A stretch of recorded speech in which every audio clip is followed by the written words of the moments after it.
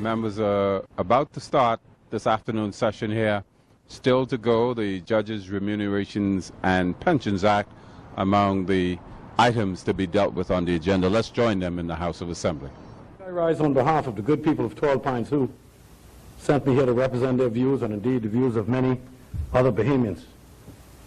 Mr. Speaker, this amendment that's before us, the Supreme Court Amendment Bill 2013, is indeed a bill whose time has come. In fact, I dare say that this Christie-led government has brought more progressive and meaningful legislation to this Parliament in the last 14 months than the previous administration did in 5 years.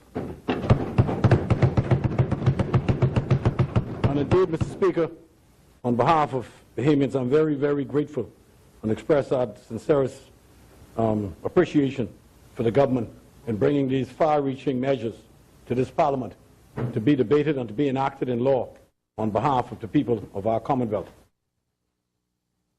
Mr. Speaker, this amendment has taken the Supreme Court and other court justices from 14 justices to now, on 4 really, which is 18, to now 10 new judges that could be appointed to the Supreme Court. Mr. Speaker, from my own personal experience in dealing with civil matter before the courts, I've been in one case now for the past 12 years. Mr. Speaker, the courts are so backlogged with cases that the judges has to go to one foreign lawyer anytime they attempt to convene to ask what cases he has before them. That's how bad it has gotten in this country. That no judge, no, that's a fact, that no judge, you go to court and the judge says, well, they got to wait on a certain man, a certain lawyer, to indicate how many cases he has. And then they set their agenda based on his time frame.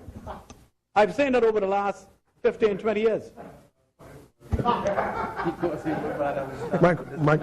Microphone. The member for South and Central rose on a point of order. Chair recognizes honourable member.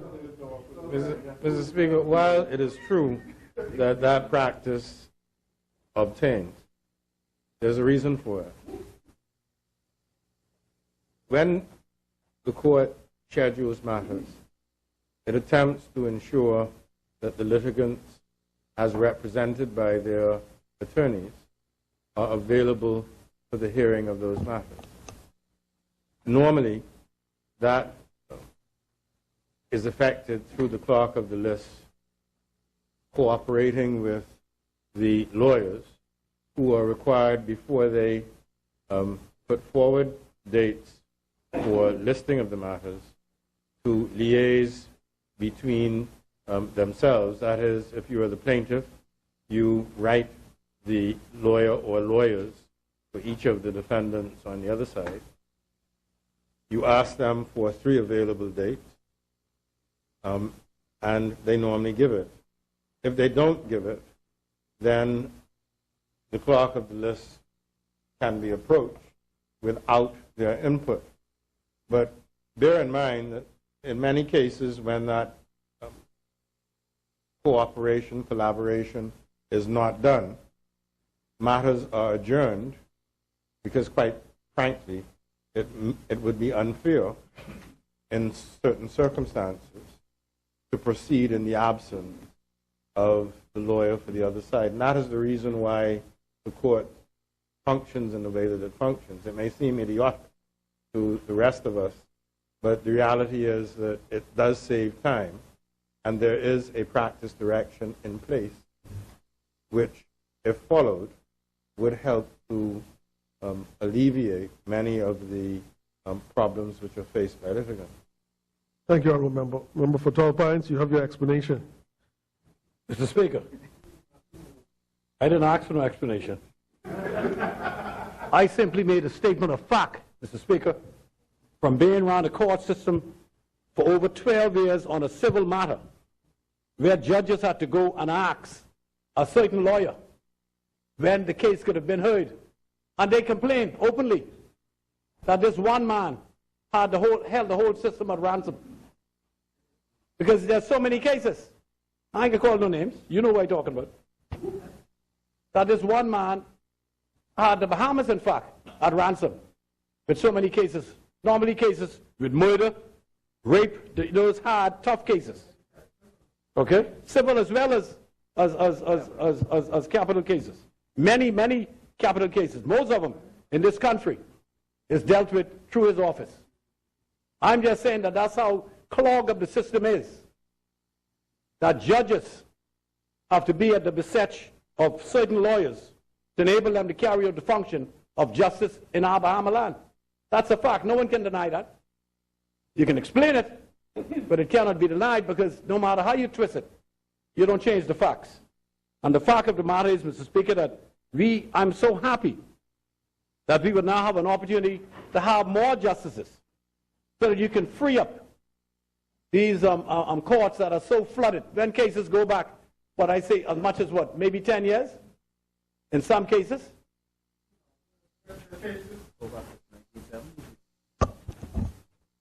The member also again rises on a point of order. Chair recognizes member for South and There Central. are cases that go back to before I was born. There are some cases, there was one quieting matter that started when the late Paul Adley had just been called. I think that's still extant.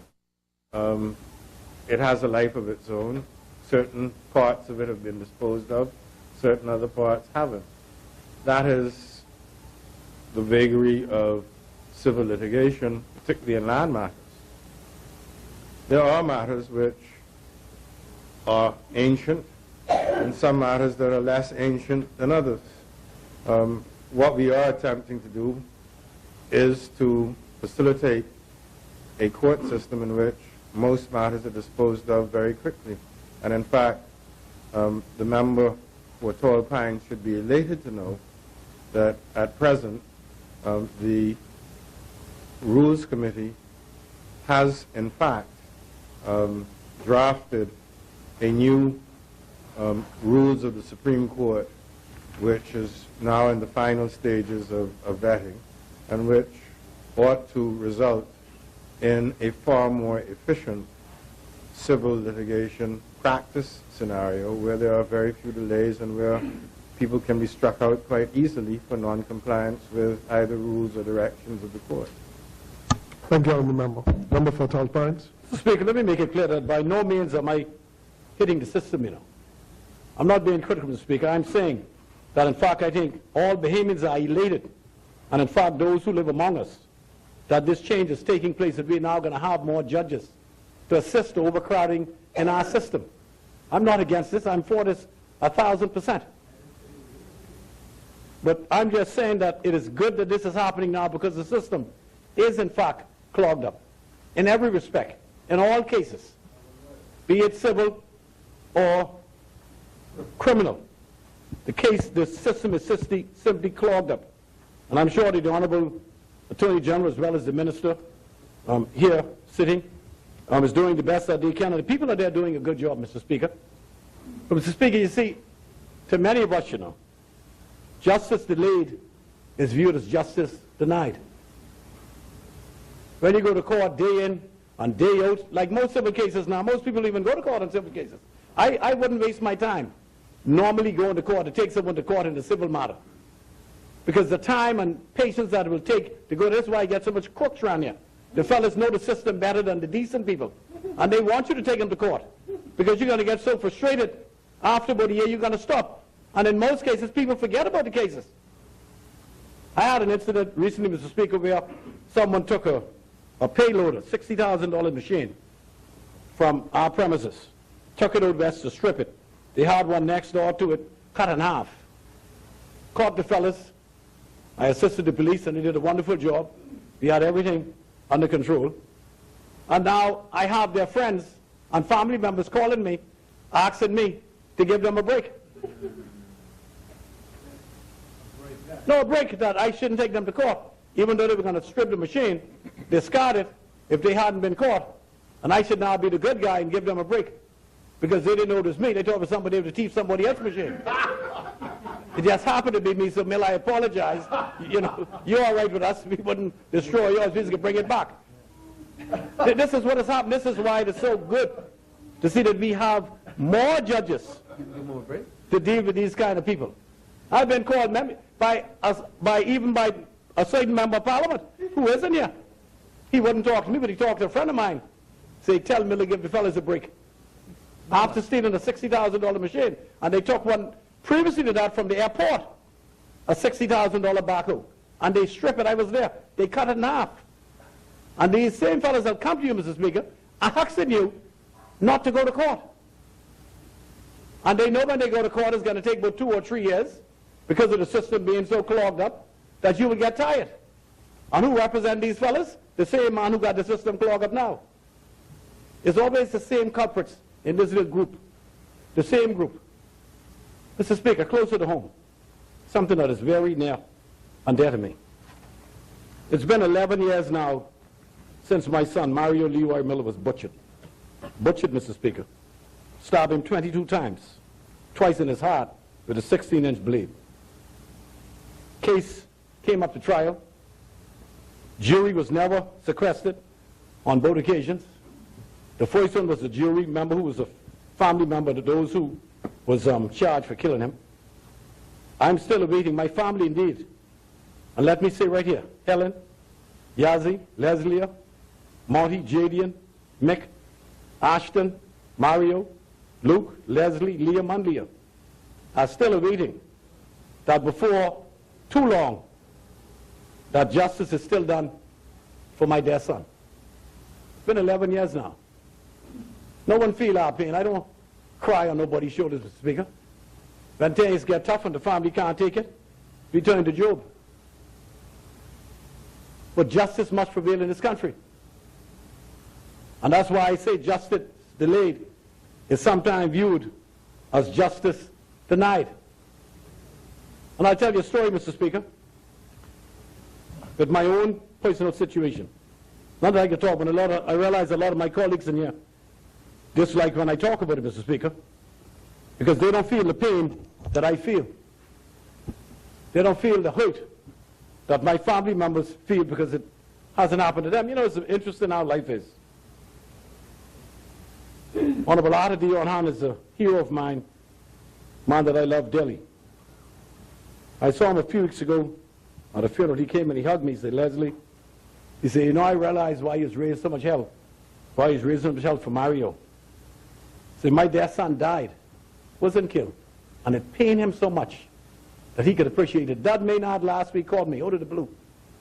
So Leslie said, you know, I realize now why you raised so much hell on behalf of your son. Because even with my son dying a heart attack, that pain, that sorrow is so deep and so entrenched in the fiber of your being that you can't help yourself.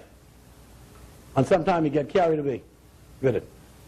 And I don't want to upset none of my colleagues in here, Mr. Speaker, but 11 years is a long time. Mr. Speaker, about 4 days after Mario was butchered, I was going upstairs in the British Colonial Hotel. A young man stopped me,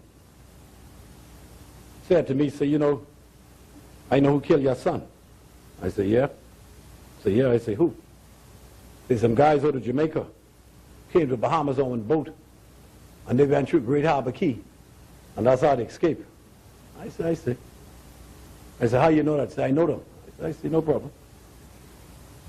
I found out later, Mr. Speaker, through the police, and they did a wonderful job. And I want to thank them. I'm always grateful, my whole family, to the police, and the wonderful job that they do every day on behalf of Bahamian people, Mr. Speaker. And they should be commended at all times. At all times. Speaker, I found out later that the same person who approached me telling me who killed Mario, one of his girlfriends had slept with Mario the Friday night before they butchered him that Saturday. And he told her that he was going to have my son killed. He told her this. She got a job working at Phil's I was trying to put some pressure on Phil, my friend, to make sure that she appeared in court. She never did appear in court for the case. She left the country. I don't know where she is today, but she never did report the case. The gentleman in question, the police questioned him once. He subsequently left the island for 10 years. 10 years. I don't know if it has something to do with the time, but I'm told that, in fact, a case of murder is never closed until someone is brought to justice. That's what I'm told. I'm not a lawyer. But I believe that until justice prevails, a murder case never closes. At least I hope that is the case, Mr. Speaker. If not, then it is what it is. Speaker, that same person that told me who killed my son, and who I understood from the police and others that he had in fact told his girlfriend he was going to have my son killed. He's back in town now. Calls himself a business consultant. The gentleman I'm talking about is a fellow named Dion Boo. Seen him around town. You know, ever so often, Mr. Speaker, when you go into deep sleep, sometimes it's almost like a trance. And Mario would come to me, right over my bed head. It frightens me. I'll get up, I don't know, I'm probably in a trance. And he'd say to me, Daddy, you think you ever can get justice for me? 28 years old, they took his life.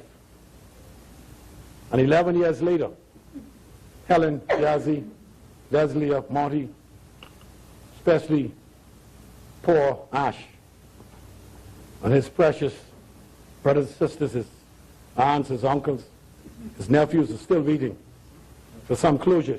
Never closes, you know.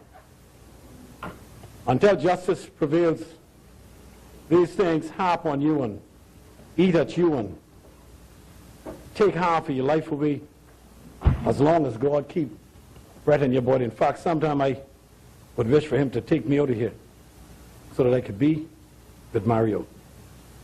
But then my mother comes to me and she said, listen, you got these other children to live for too.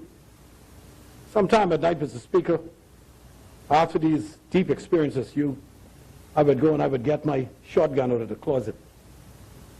I'd go downstairs and open the door, and by the time I get in the car, I would hear Mama's voice saying, go back inside. You didn't get in trouble. You got your other children to live for. People don't know the pain, the agony, the hurt that those of us who would experience something I would never wish on no single human being, Mr. Speaker, in this world to go through. You don't know the sadness, the bitterness, Mr. Speaker, the loneliness that parents go through, especially his precious mother Helen, and his sisters, Yazzie and Leslie. And Ash, who was 3 years old at the time, still don't understand why Uncle Mario is not here with us. But God is good, Mr. Speaker. He's good all the time. When I speak, Mr. Speaker, today, not on behalf of my family, but on behalf of families through the length and breadth of this country, Mr. Speaker, on behalf of families like young Marco, who, again, similar to my son, was butchered by some animal, really, that took his life. And we saw the true spirit of that inhumane beast that came out when the jury found him guilty. Mr. Speaker, I say that to say this, in moving these amendments, Mr. Speaker, I want to implore my government, I want to beg them, Mr. Speaker, on behalf of Bahamians everywhere, that in every murder case, please have the jury sequestered. Please have that jury in a place where people cannot get to them. I was in the bowling alley last week, Thursday. One of Leslie's friends came to me, almost crying, lady about 35 years old. Said, Mr. Miller, I want to talk to you about something. I'm very scared. She sat on a jury with someone who was murdered. The case was postponed, and it's coming up again in October, she tells me. And she has been, her sisters and those, has been getting threatening phone calls from the person who allegedly murdered someone. And she said, Mr. Miller, I don't want, and she was again on that list of jurors. And that's why you find so many people, Mr. Speaker, refuse to be on that list. They will do anything in the world. And you look at the complexion of those persons that make up a jury list in this country. You don't see too many white Bahamians, you know. They don't want to be involved in it because they are afraid for their lives and their family lives. We live in a dangerous time, Mr. Speaker. And this young lady is really, really concerned for her welfare. And is asking me what I can do with regard to people who threaten you. The other day she said she was coming home from work and she saw this guy, the same guy, on the jitney, and he was pointing to her. Now, could you imagine what fear emanated in her? That someone where she only sat on the jury, you know, hasn't been found guilty yet. The case has been postponed, like they normally are, because of the backlog, because of these lawyers that pull all these little tricks to try to get publicity in the newspaper, to try to get the next case on their side. That's why they only use them for the money. It's just dollars and cents. But many Bahamians, Mr. Speaker, are terrified from being called for jury duty. I'm telling you, terrified. They don't want to be a part of it. And these killers, these human beasts, are aware of that. And they will intimidate them, and they will intimidate their families and their friends, telling them, if they don't do the right thing, which is to let them go, that harm and injury would come to them, and even death. And this has happened before, Mr. Speaker. This isn't the first time. Years ago, we had a young lady who was involved in a case. The guy shot her at the bus stop. I think down there on Farrington Road. Yeah. About 15 years ago. These people are serious. You're dealing with people without a conscience. People are devoid of a conscience. They will kill you and go home and take a shower and go to a nightclub. When our son was killed, and Helen and I got home in the garage, we met two fellas there who were supposed to be Mario's close friends. Two of them. I asked them what they was doing in my garage. Said they came to see whether Mario was dead. I said, you came to see whether he was dead? I said, I believe you knew he was dead. I found out later. They were the ones who were supposed to meet him with these fellas. None of them showed up. And from that day to this, not a single one of them who were his friends has ever said a word to me. I'm telling you what conscience these people have. This is a dangerous, dangerous place we live in, Mr. Speaker. And this is why I'm so happy that the government, this government, has seen fit, Mr. Speaker, to entrench, to enhance the welfare of Bahamian people by bringing these actions here, by bringing these bills here, Mr. Speaker, by bringing these amendments here to strengthen the courts in this country, to strengthen the laws of our country, to enable Bahamians to feel safe, that they know that you have a government and the police force, Mr. Speaker, and the Honorable Minister, who is totally behind law and order in this country, and who will not let it go unabated any longer, that they will deal with the criminals, that they will deal with those hardened murderers who could care less about human life. And that's why I stand, Mr. Speaker. And that's why I'm happy to be in this Parliament today, Mr. Speaker, to speak on behalf of all of those mothers, fathers, sisters, brothers, and grandparents who heart yearn every day, who feel that pain and that hurt every second of their life, Mr. Speaker, because it never goes away. I don't care how long it's been. It's like yesterday. No one can know the feeling of the loss of a loved one until it's you. And some may take it for granted and say, oh, this fellow making noise. They always set up, Mr. Speaker, till it happens to them. And it amazes me how people, some could be disconcerted about you until it happens to them. When it happened to them, it's a totally different story. And I just sit back sometime and I say, you know, God is always good. Because no matter what happens, He always never gives us more than we can bear. Never. And that's why, Mr. Speaker, I'm happy and proud that the government is moving in the right direction, Mr. Speaker, in righting the wrongs that Bahamians face on a daily basis, Mr. Speaker. Crime is a dangerous, dangerous thing that is terrifying our country. I said last year when I spoke in this Parliament, I said if we don't stop this nonsense of robbing our tourists, that we're going to find ourselves in a position that Jamaica found itself in, Mr. Speaker, I think it was around about 76, 75, at the Conference of the Americas in Miami, when Honorable Prime Minister Sir Lyndon Pendleton spoke. I think Ronald Reagan was the president at that time, or Jimmy Carter. And they issued one statement: Jamaica was a dangerous place for Americans to go. In about 2 to 3 years, the tourist industry was finished. They're still climbing their way out of that hole that they found themselves in. The Speaker, no one is going to travel the country and risk their lives. You wouldn't want to go to a place where your life is at risk and your family's life is at risk.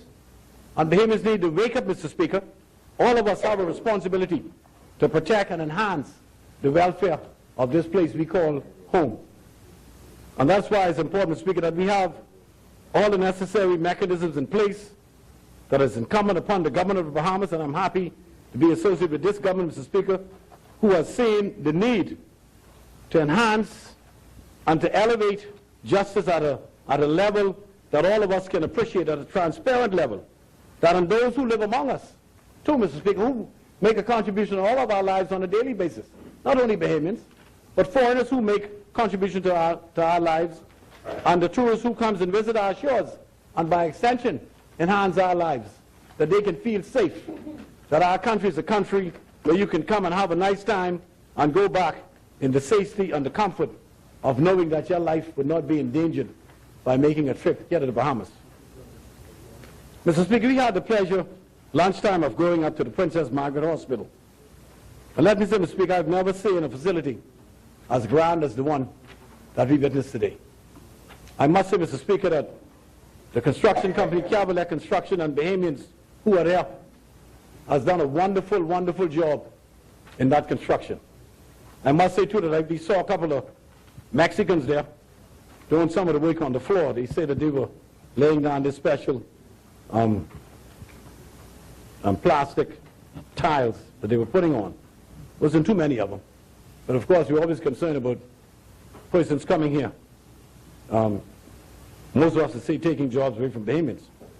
Speaker, what I find interesting about that visit, and I left a little early, it's a beautiful place. Very many educated Bahamians gave us a tour. I was happy to be in the presence of my colleagues here, including Right Honorable Prime Minister, to take a look and view it. Mr. Speaker, but you know, in all of that, the Honorable Member for Fox Hill spoke eloquently this morning, Mr. Speaker, in his contribution, and he spoke of the need for employment generation and opportunities on his people, crying, Mr. Speaker, of no jobs. But it pains me, Mr. Speaker, as the former president of the Bahamas Light Industries Development Council, when I see the fact that millions of dollars have been spent, hundreds of thousands of dollars have been spent for that beautiful edifice called the Princess Margaret Hospital, but not one single gallon of the local paint product or joint compound was used in that hospital. When you want to create jobs, Mr. Speaker, and expand your economy, the first thing you do is look at those industries, local home-based industries that are available to you. And you see to it that whatever is used, as much as you can, you use those local products. If not, you're really creating jobs overseas. Now, when you do that, if that's your policy, and it's not the policy of this government, by the way. I was out west on the weekend, passed by Bahamas. They are now painting. Bahamas is probably going to use about at least $1 million, $2 million worth of paint. All of it imported. Not a single gallon made here in the Bahamas. We have to do better, Mr. Speaker. We have to look at enhancing the welfare of our own people instead of creating jobs overseas for foreigners and then complain that Bahamians catching hell. We catching hell because we need the support of those who has the duty and responsibility to create jobs in this country by assisting those who are in light manufacturing and import substitution entities. And I just want to implore the Honorable Prime Minister to see to it that these abnormalities are in fact dealt with. And that happened, Mr. Speaker, I'll tell you when. It was in 1992 when the FNM took over the government. We went and protested, the Light Industries Council protested right out here in the front of Parliament Square. Because at that time, our printing industry was closing down on a daily basis. Because what they had done, they had allowed this big company called NAPCO off Marquis Street to bring in all of their printed matter free of charge. Whereas before, under the Honorable Paul Ardley, God bless him, we had put a 60% duty, 100% duty on printed material to enable us to grow our local printing industry. And when that happened, those in charge at that time decided they were going to victimize me as the president of the council, and the one raising most of the hell. So in all of the heads of agreement, they took out the two products they left out that they could be imported duty-free was paint and joint compound. And from that day to this, it is still left out. I'd ask my colleagues on that side, Mr. Speaker, to please correct that injustice that has been going on now for too many years, and not only for that product, but for mattresses and all the other items that these people use. I've never in my life, Mr. Speaker, in this Parliament, saw the harm on products that I'm associated with. I try to reach the entire spectrum of locally manufactured products. But if we're going to grow as a society and we're going to enhance our ability to compete with WTO, when that comes into effect, and all these multitude of multinational companies see themselves and their products coming into the Bahamas, we're simply going to be wiped out. That's as simple as it is. We will be wiped out if we don't protect what is ours. The United States of America and every country on this planet protect themselves from foreign products. And hopefully the government would see fit to again see to it that when these projects go up, that all local manufacturers are included in getting some benefits from all the incentives that we give these people, especially under the Hotel Encouragement Act, where they're allowed to bring in the ma and pa duty free. All the children and grandchildren could be bought in here free of duty and not paying anything. All of them. Those yet unborn for the next 50 years of coming here duty free. To the detriment of the local Bahamians. That cannot be fair, Mr. Speaker. It cannot be right in a just society where we said Bahamians first. You know, we have to be conscious of this. And I realize that most Bahamians are not conscious of it. I just happen to have been around for about 40 years dealing with it. So it's within me that I can say these things. Mr. Speaker, again, I want to rise, Mr. Speaker, to thank the government on behalf of my constituents, in fact, Bahamians everywhere, Mr. Speaker, for enhancing and increasing the level of justice in this country by providing the necessary justices, the new justices now, some 10 more, to enable us to fight the scourge of crime, and also to enable the system, Mr. Speaker, to enhance and protect our well-being, Mr. Speaker, and enhance the quality of life for all Bahamians and those who live among us. Mr. Speaker, I wholeheartedly support these amendments. Thank you so much, sir.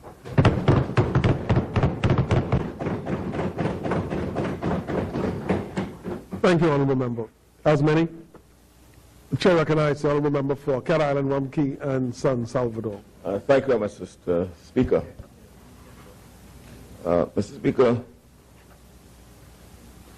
a successful democracy depends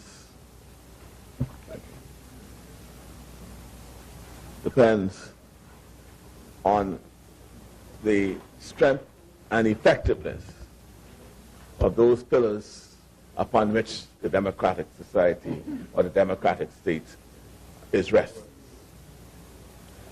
And in this instance, the administration of justice, that arm of government that checks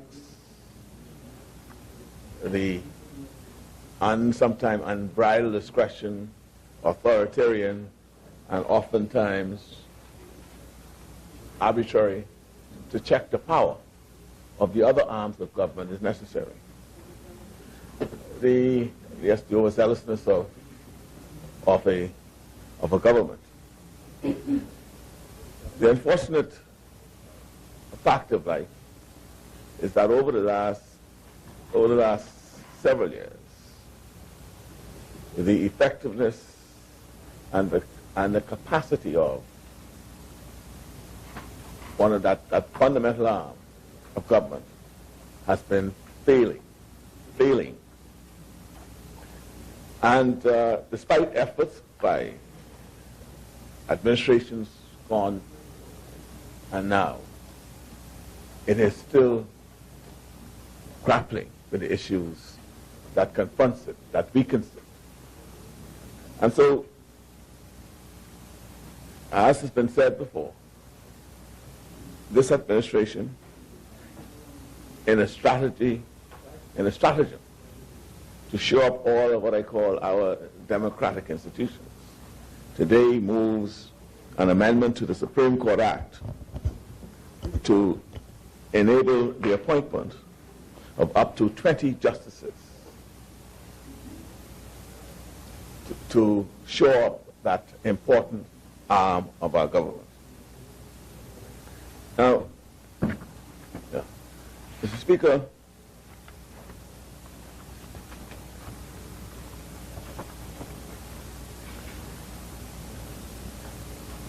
the civil side of the jurisdiction was alluded to here. I think the member from Tall Pines spoke about how hopeless it is, or he felt, or sometimes feels, in engaging the civil arm of the administration of justice.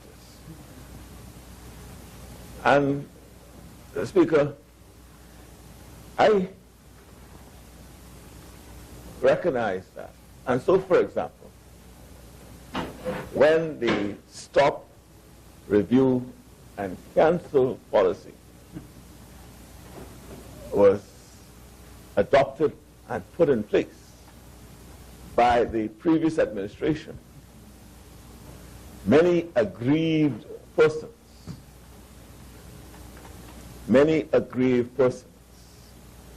opted not to engage in civil suits. Some started, but got frustrated by the fact that,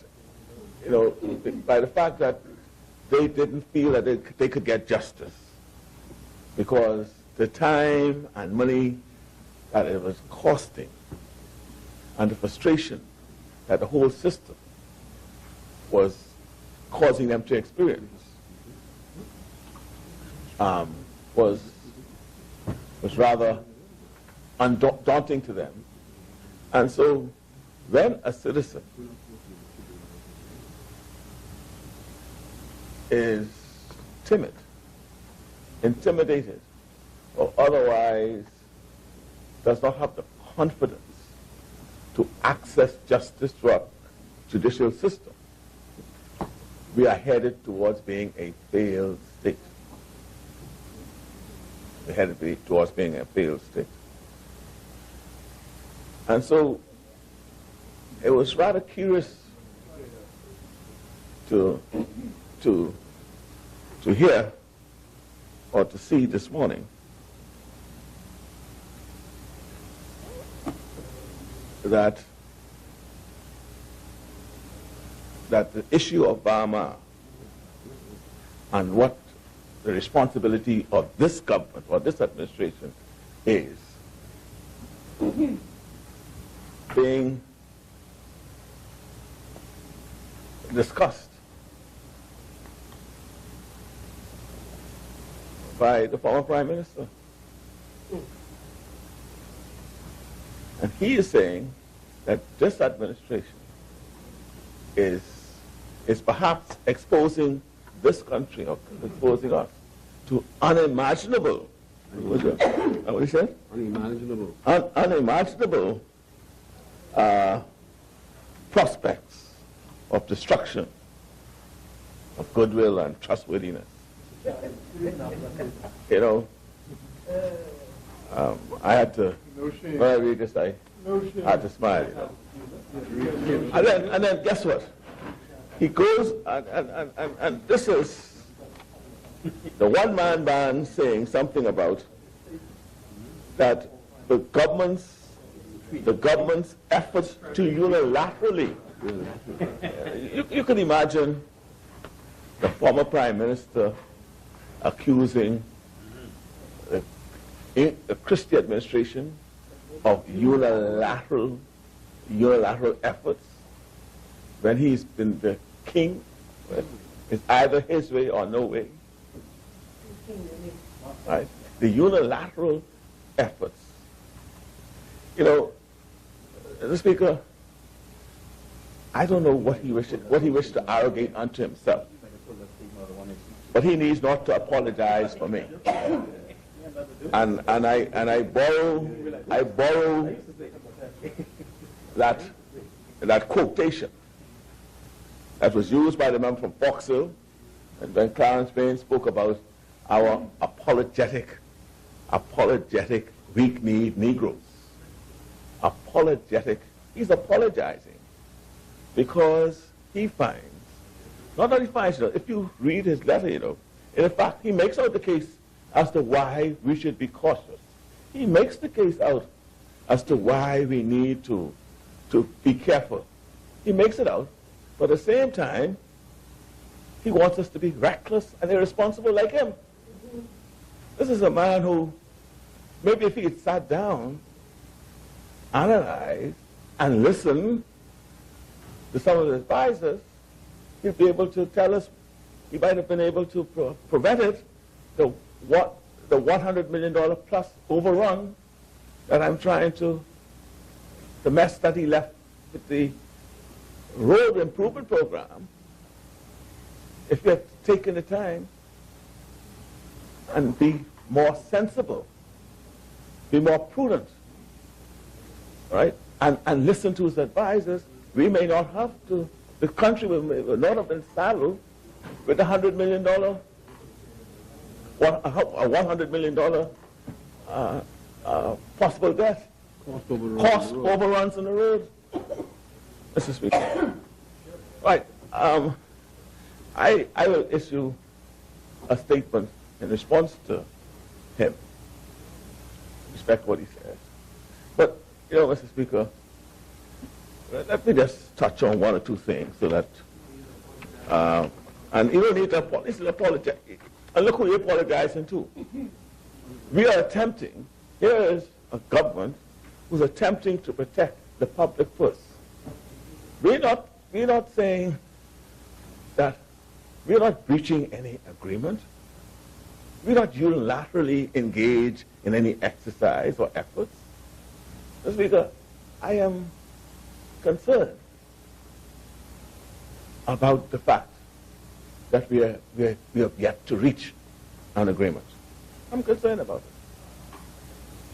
So concerned that the Prime Minister directed that I ought to get personally involved to ensure that I bring speedy resolution to the matter. That's why I am now, and have been for the last several months, personally involved. We have advisors, engineers of various disciplines who are giving us, or telling us what these numbers should be or not be. Yeah. Am I to just ignore them? Not apologize. I'm not apologizing. No. I am protecting the heavy for money. Right? And let me just say, Mr. Speaker. Only one person apologizes. The former Prime Minister, he quoted the agreement that was signed under the Christie administration. He quoted it. And you know what it said? And what we're talking about is the total expenditure. And what of that comes out of the public purse. What the Bahamian people would have to pay or contribute towards it. That's what we're talking about. Now, when the Christie administration signed the contract in 2005,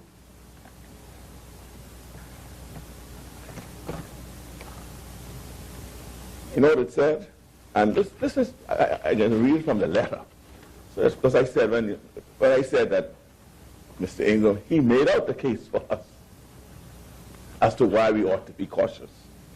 He said, the total expenditure for such public infrastructure work by Bahamas and the government is determined by Bahamas and the government.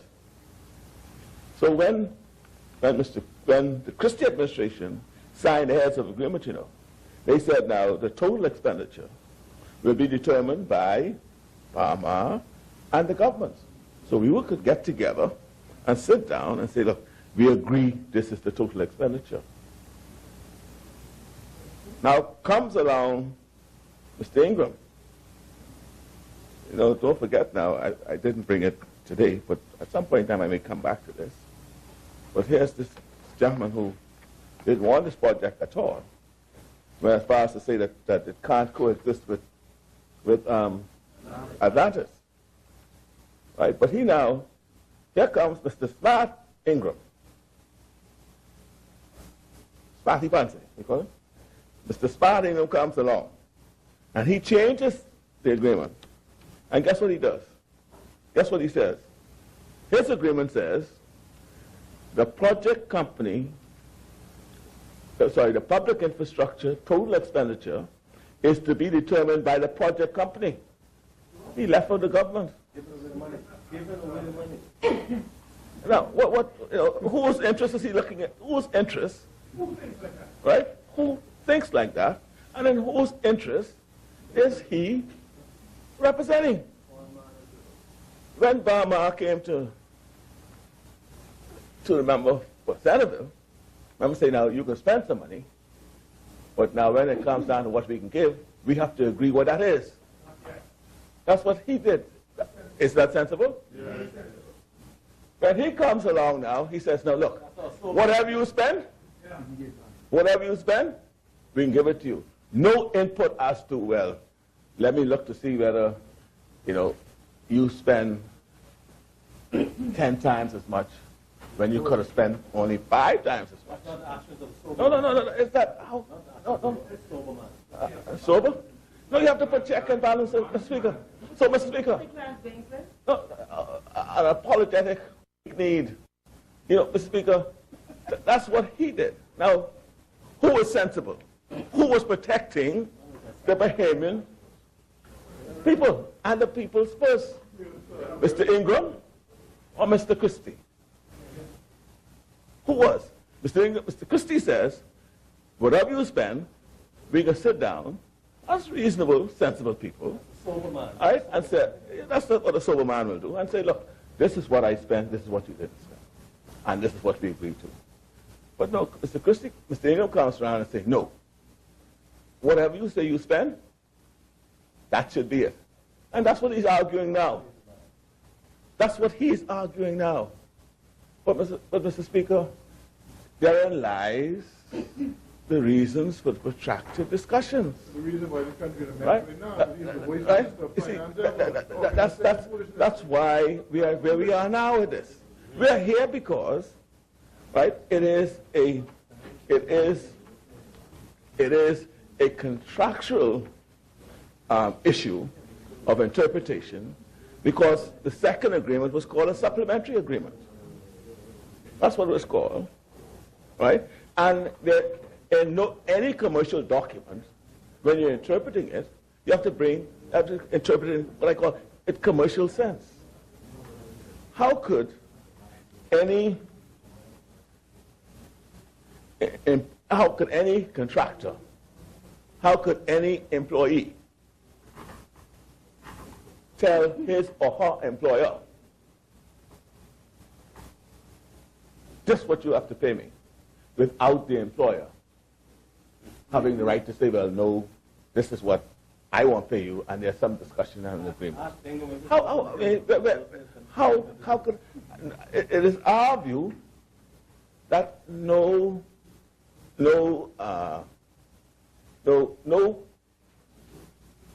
reasonable person interpreting this contract will say that an employer cannot have a say in what an employee should be paid for anything. I mean, you don't just give the employee a blank check. You don't do that, man. You don't do that. Huh? You don't do that, man. And so,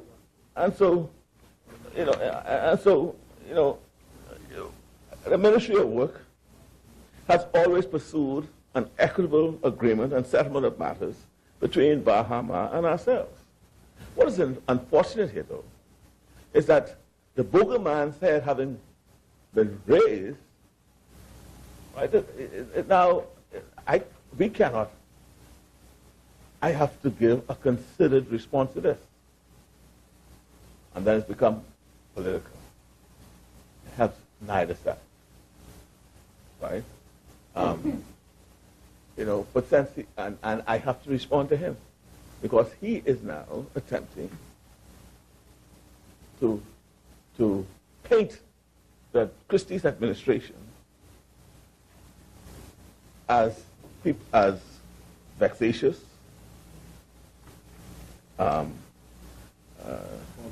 bothersome, worrisome, you know, and so you know it's the board side, so we have to respond. And we are very close. I was meeting with representatives. As I said, we have our technical team that's advising us, advising me, and I've gotten into it personally. And I've been meeting on a regular basis with representatives of Bahamas, and we have been making progress, real progress. And I just trust that this intervention by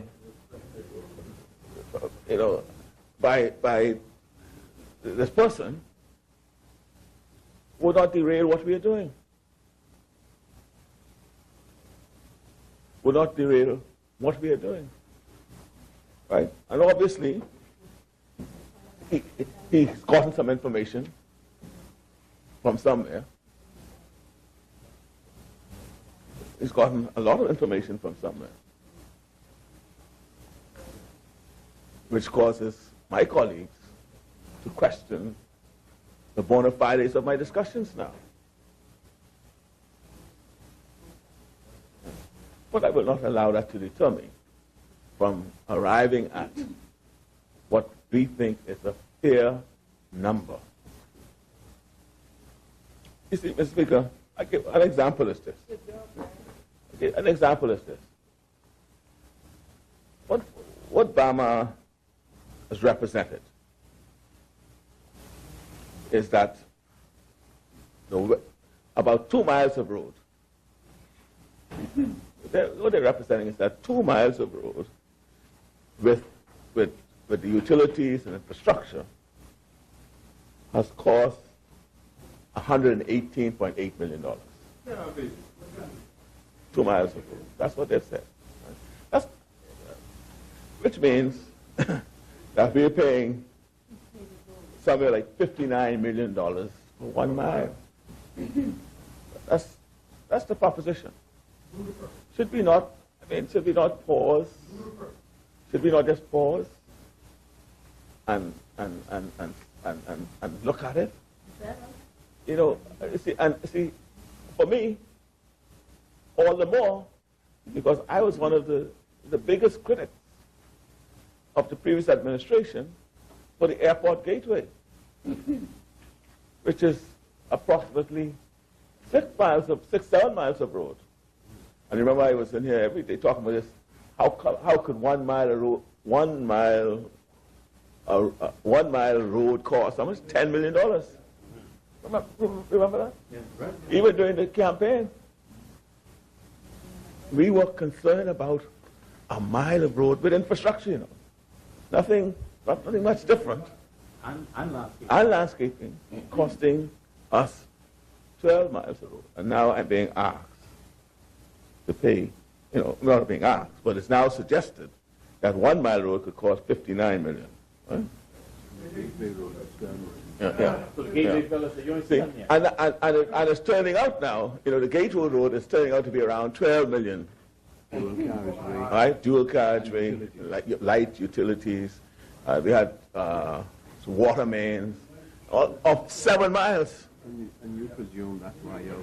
See, and I think, you know, and I think that is why my consultants are a bit wary of and keeping me to it. They have to be wary because this is, in their mind, they're trying to reconcile when they compare a comparative study. Yes, they don't mind paying a bit more, but when they say, but how much more? And so the question now is, and we're working on it. And I just trust that this intervention by that person does not derail where we, you know, the mighty progress that we had made in going forward in this matter.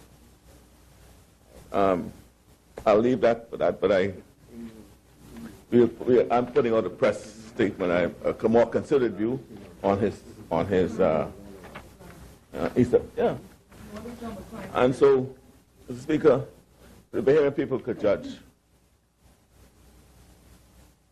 We have a fiduciary duty as best we can, using the capacity that we have to protect that which belongs to the Bahamian people.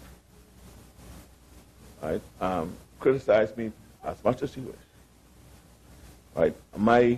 And I was satisfied, and I continue to be satisfied until otherwise shown, that the differences between Bahamas and ourselves have been genuine. We've been discussing these issues, and we have already set up a protocol process as to how we'll get to the end of it all within the context of arriving at what is equitable for both sides. And nothing that we will be doing, or nothing that we have done, right, will be contrary to what I call acceptable norms in any commercial dispute and or discussions to arrive at a particular end. And so, Mr. Speaker, when we talk about the courts, it'll be fair to say that if between 2007 and 2012 we had sufficient judges and the wheels of justice were turning swiftly and effectively, we would have been paying out of the public purse much more than the millions we have paid for all the breaches of contracts that government engaged in. They breached just about $80 million worth of contracts that they just canceled. 80 million. Right? And they're paying for it, and I'm paying today. They're paying for some of what they've done. Still today. Right, so I'm not going to belabor and speak about the political has-been who's attempting to reshape himself. I guess the next thing we're going to hear is that he has changed. No, he's changed, man. No, he's changed again. He's reborn. He's changed again, because he's accusing us of being unilateral. So I suggest he's going to come and say, I'm not going to be unilateral no more. So I suspect he's going to change. Yeah. And so, Mr. Speaker, those just brief remarks. I just thought I'll say something very briefly about what has caught the attention of the public this morning, and support the amendment to the Supreme Court. Appropriately done. Thank you, Honourable Member. As many. The Chair recognizes the Right Honourable Member for Centerville. Mr. Speaker, I just wanted to indicate that in support of the statement made by the member for Baines and Grantstown about uncompromising effort to ensure that we make progress in the fight against crime and the fear of crime, that it involves our making improvements with respect to policy. And he spoke about policy, and I simply wanted to say that I will be satisfied that saturation patrols has been truly put in place and tested when I can drive around New Providence and see the cars allocated to different areas of New Providence, knowing that we have continued to meet requests to provide more manpower, to provide more equipment, because I have indicated as the Minister of Finance that we are not going to compromise on our effort to break the back of crime on this island. and we really want to be as creative and innovative as we can with respect to our strategies, but at the same time, we want to ensure, right, that the necessary resources are dedicated to it in terms of equipment and manpower. And so the increase in judges, I had indicated when we had our budget debate that we were making every effort to have 10 courts going at the same time, criminal courts, that we wanted to make sure that every effort was going to be made to break the backlog, to cause people to know that we were going to have a decisive effort in bringing people to justice, that we were not going to get caught up in the debate as to whether or not people out on bail are committing crimes, because we're going to be able to deal with people so that when they commit serious crimes like murder, they're dealt with in a sufficiently timely fashion that they are not admitted to bail because their trial has been held in what is regarded as a reasonable period of time. And so our work is work in progress. We accept responsibility for it. I agree with the minister responsible for national security, Mr. Speaker, that it takes more than the government to do this, more than the police to do it, to the extent that Bahamians are prepared to participate in the delivery of services in our country, whether it's to fight crime or to ensure health care works, to the extent that they participate, Mr. Speaker, to that extent we're going to really succeed. And so we're going to get involved in a greater degree of public education as to what the do's and the don'ts in this matter. I expect the government coming out of the summer recess to have a real comprehensive public relations, public information campaign program across the board to ensure that citizens of the country are constantly reminded of their obligations as to what good citizenship requires and what in fact a population that is educated and sensitized to the need to help the country govern itself in the right way will enable the policies that we put in place to succeed.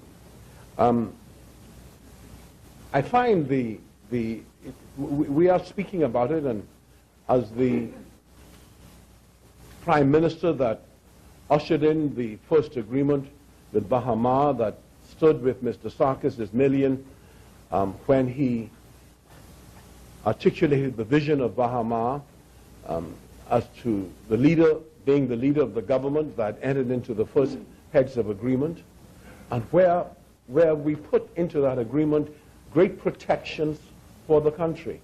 One of which, for example, would be that there'll be a world-class casino operator. The former government decided to do away with that, where we would have some kind of certainty with respect to what we pay in the roadworks. Half of the roadworks, no problem. There's always, sir, always a commitment by the government to do what is right in a relationship with a developer. We were very critical of our predecessors, the Ingram government, very, very critical for the stand they took that was hostile to agreements that we entered into. I have said those agreements have shortchanged the Bahamian people. For example, I just said in a very recent debate, when we agreed with Albany, we agreed that there would be certain social contributions made by Albany that Albany agreed to in the heads of agreement. One, that the beach between the Moscow home and the caves would be made into a first-class beach for Bahamians. Two, right, that 300 acres of land would be made available to the government for purchase at $50,000 an acre, specifically to create a township where young Bahamians who cannot afford to buy homes now will have access to property to be able to do it. But I just read last night the letter where the Ingram government read those things and saying, you don't have to do it. I mean, this is a direct. And then we've had 5 years of talk on agreement we put in place to develop the southern Bahamas. the agreement was centered on development in Maguana, where they tested the rock in Maguana, and so they were going to have a rock production plant that would be able to supply the southern Bahamas with their needs, sand, quarry, everything, right? Not just to develop in Maguana, but also to introduce a tourism product down there in Maguana that would have been in place now, but they decided that that agreement was wrong, and they entered into an agreement to give to the developer 2,500 acres of land in fee simple, and the developer had to do nothing but sit down and hold those 2,500 acres of land, with an option to get another 2,000 if he does some things. But he has the 2,500 acres, and when we came into power, and won the elections, I was very concerned because we heard nothing from the developers. They don't have to do anything.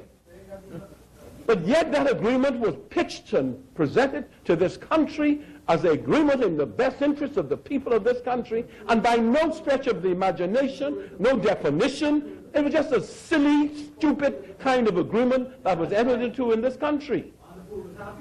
You know, and Vanderpool had to be happy because he became their consultant. But the fact of the matter is that we have sat with those same developers because we understand the relationship that we have with developers, regardless to the fact that the agreement was changed. We sat with them, we spoke with them about the future. The Minister of Transport is dealing with them with respect to the completion of the terminal building or the completion of the runway down there, where lights have been put in, because we said, as we speak, lights have been put in, and we said, we do not want ever again for the kind of horrific accident which took the life of a former member of parliament, mother, amongst others, to ever happen again, because people of goodwill goes to an airstrip in the Bahamas, shine their lights on the runway, and an accident happens when the planes land. We left in place 22 runways that were lit with solar lighting and whatnot.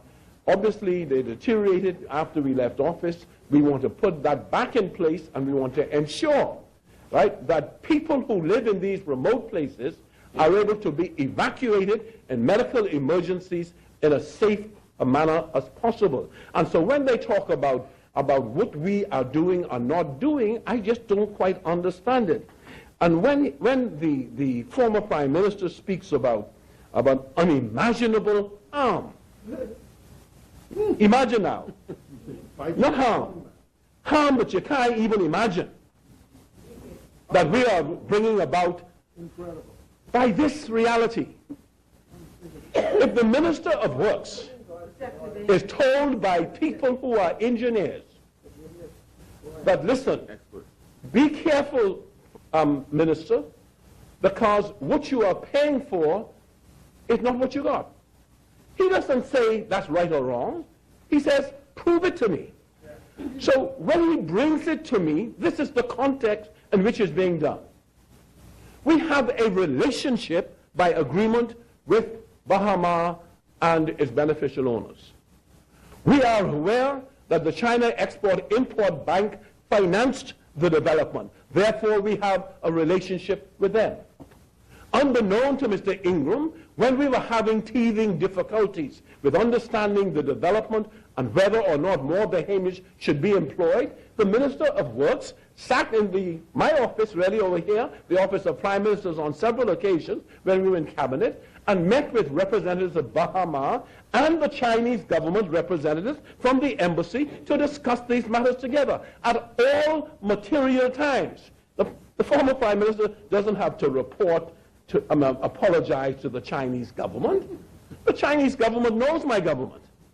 I just recently met with the new president of China in Trinidad in a bilateral arrangement where the Minister of Foreign Affairs and the Minister of Tourism was sitting in the meeting with me, and where we discussed the Bahamas, and where I indicated to him we were not wishing to enter into an agreement of the kind that we entered into with Bahamas again, because it doesn't have the impact on the GDP, on jobs, on the whole economy ordinarily we would like it to have, because of the paucity or the limited number of Bahamian labor.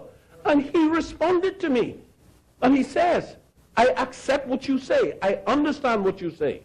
And therefore, as we make these fundings available to you, I will bear in mind to let my government know that we should take into consideration the needs of developing countries like the Bahamas and to ensure that the employment component in these contracts are changed from what it was. So that's what governments do. You sit with the source, you discuss with the source, as we did. You make arrangements that are best interest arrangements for the country. No apologies. And one of the things I said with the Chinese government in particular is that I said, and I said it there, I said, Mr. President, this is the first opportunity I'm having, Mr. Speaker, to speak to a member of the government since coming to power. And I commended them for having a policy where when a prime minister for the Bahamas comes on a state visit, which I did, they treat him in the same way as they treat the prime minister of Great Britain or the president of France or the president of the United States. You sleep in the same bed, you live in the same house, and you have the same treatment. And it's an extraordinary kind of thing they do. And I commended them for it. And so there's no unfamiliarity, there's no difficulty about this. And the Chinese government knows that if we have a difficulty or a question, we will speak to them about it. One sovereign government to the next. None whatsoever. Now, with respect to, this is what's important here. Everyone knows that when Sarkis Ismailian negotiated that agreement, there are two things. He had to have a lot of courage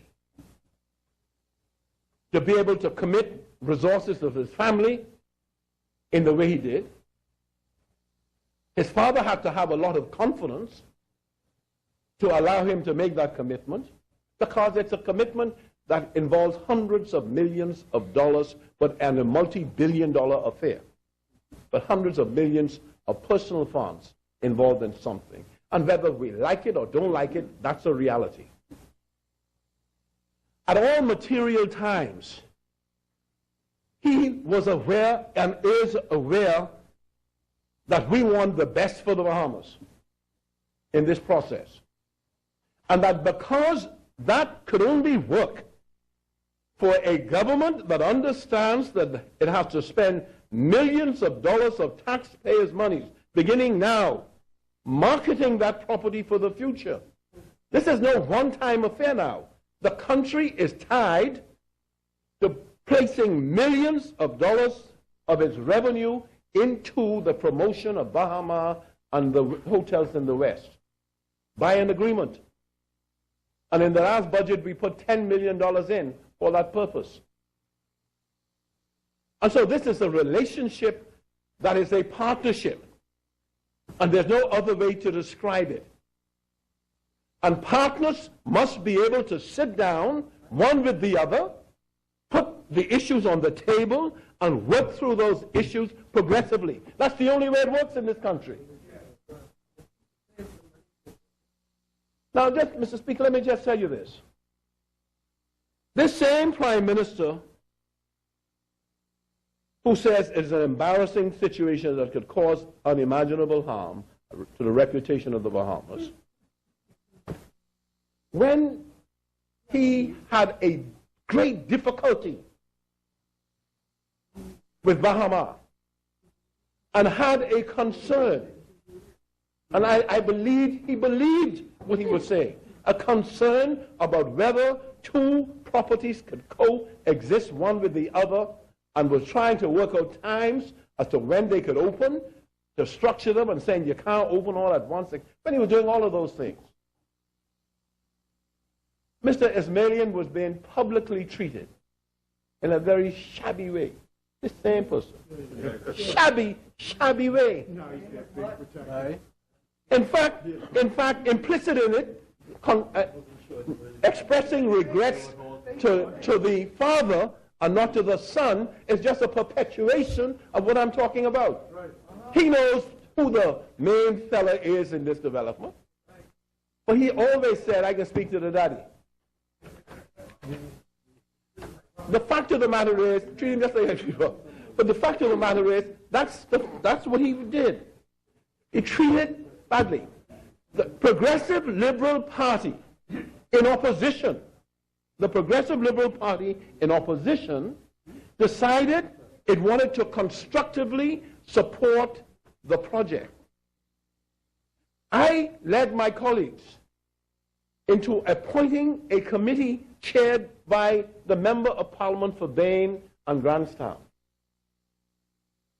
And we asked the committee to bring about meetings with the developer. We attended meetings with Mr. Ismailian and Mr. Sandy Sands, and we discussed the project. We asked the committee to bring about meetings with the trade unions. We assembled at the facilities out west, hotel facilities. This is the Progressive Liberal Party in opposition. And we discussed with the NCTU group of trade unions and at a subsequent meeting, the TUC group of trade unions, or vice versa. The TUC first, NCTU second. The Member of Parliament for South Beach, as a trade union leader, was in those meetings. And we told them our concern was to ensure that Bahamians would play a meaningful role in this development, and we wanted to support the government of the day in making this happen. In fact, we were pushing the government of the day to make it happen.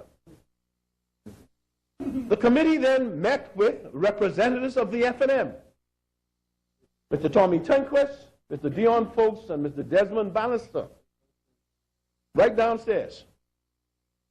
And when they met with them, clearly my committee was empowered, understood what we were doing, knowledgeable of what they were doing, and we had a plan. And the other side surely wasn't prepared for it.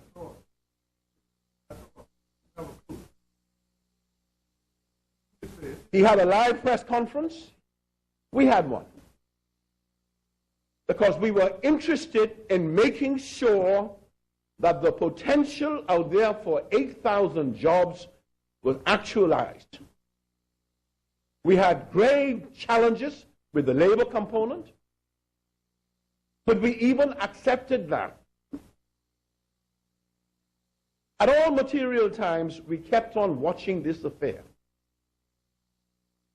And the only point I want to make in now to the Minister of Works, the Member of Parliament for Cat Island, Rumkins, and Salvador,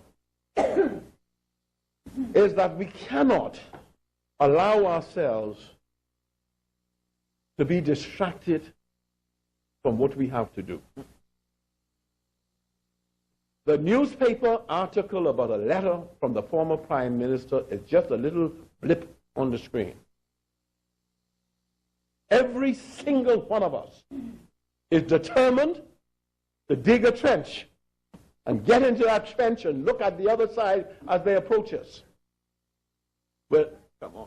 If they want that kind of fight, we'll give it to them. Bring it on. But the point is, but the point is, we have a country to govern. And we are going to govern it effectively, and we're going to govern it efficiently. And when people have the expectation that things should happen faster, quicker, let's explain to them. Let's take the time to explain to them the challenges we face and why something might be a little bit longer than some take longer than others. So with respect, therefore, to the people of the Bahamas, my statement when I was asked weeks ago about this issue was that we have an obligation to jealously guard the public treasuries and the revenue occurring to it. But if I'm told, and this is what I want to leave with you for, I don't build roads. All I know is, for some reason, the Ingram government overspent on the building of roads by near $100 million. The enormity of that seems to have escaped a lot of people. See, not 5 million, not 10 million, not even 50 million. I'm talking about $100 million.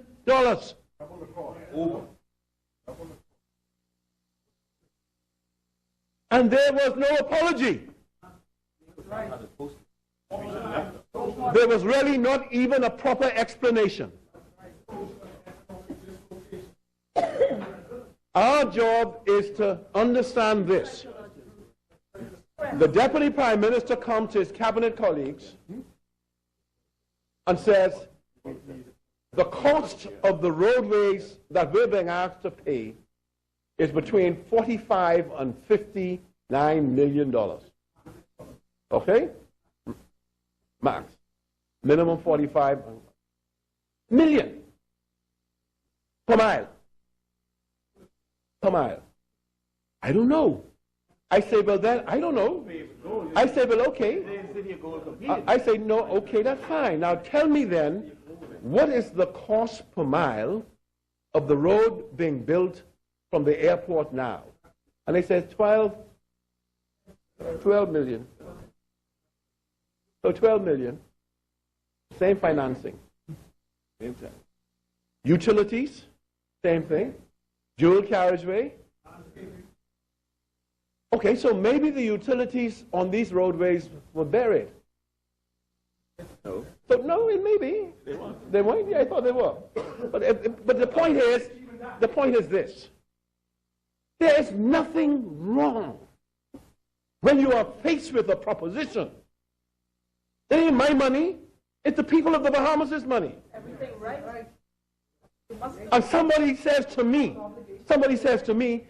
it costs 12 million per mile to build the road from the airport, but you're going to be asked to pay 45 or 50 million a mile to do that. Then for God's sake, I have to ask.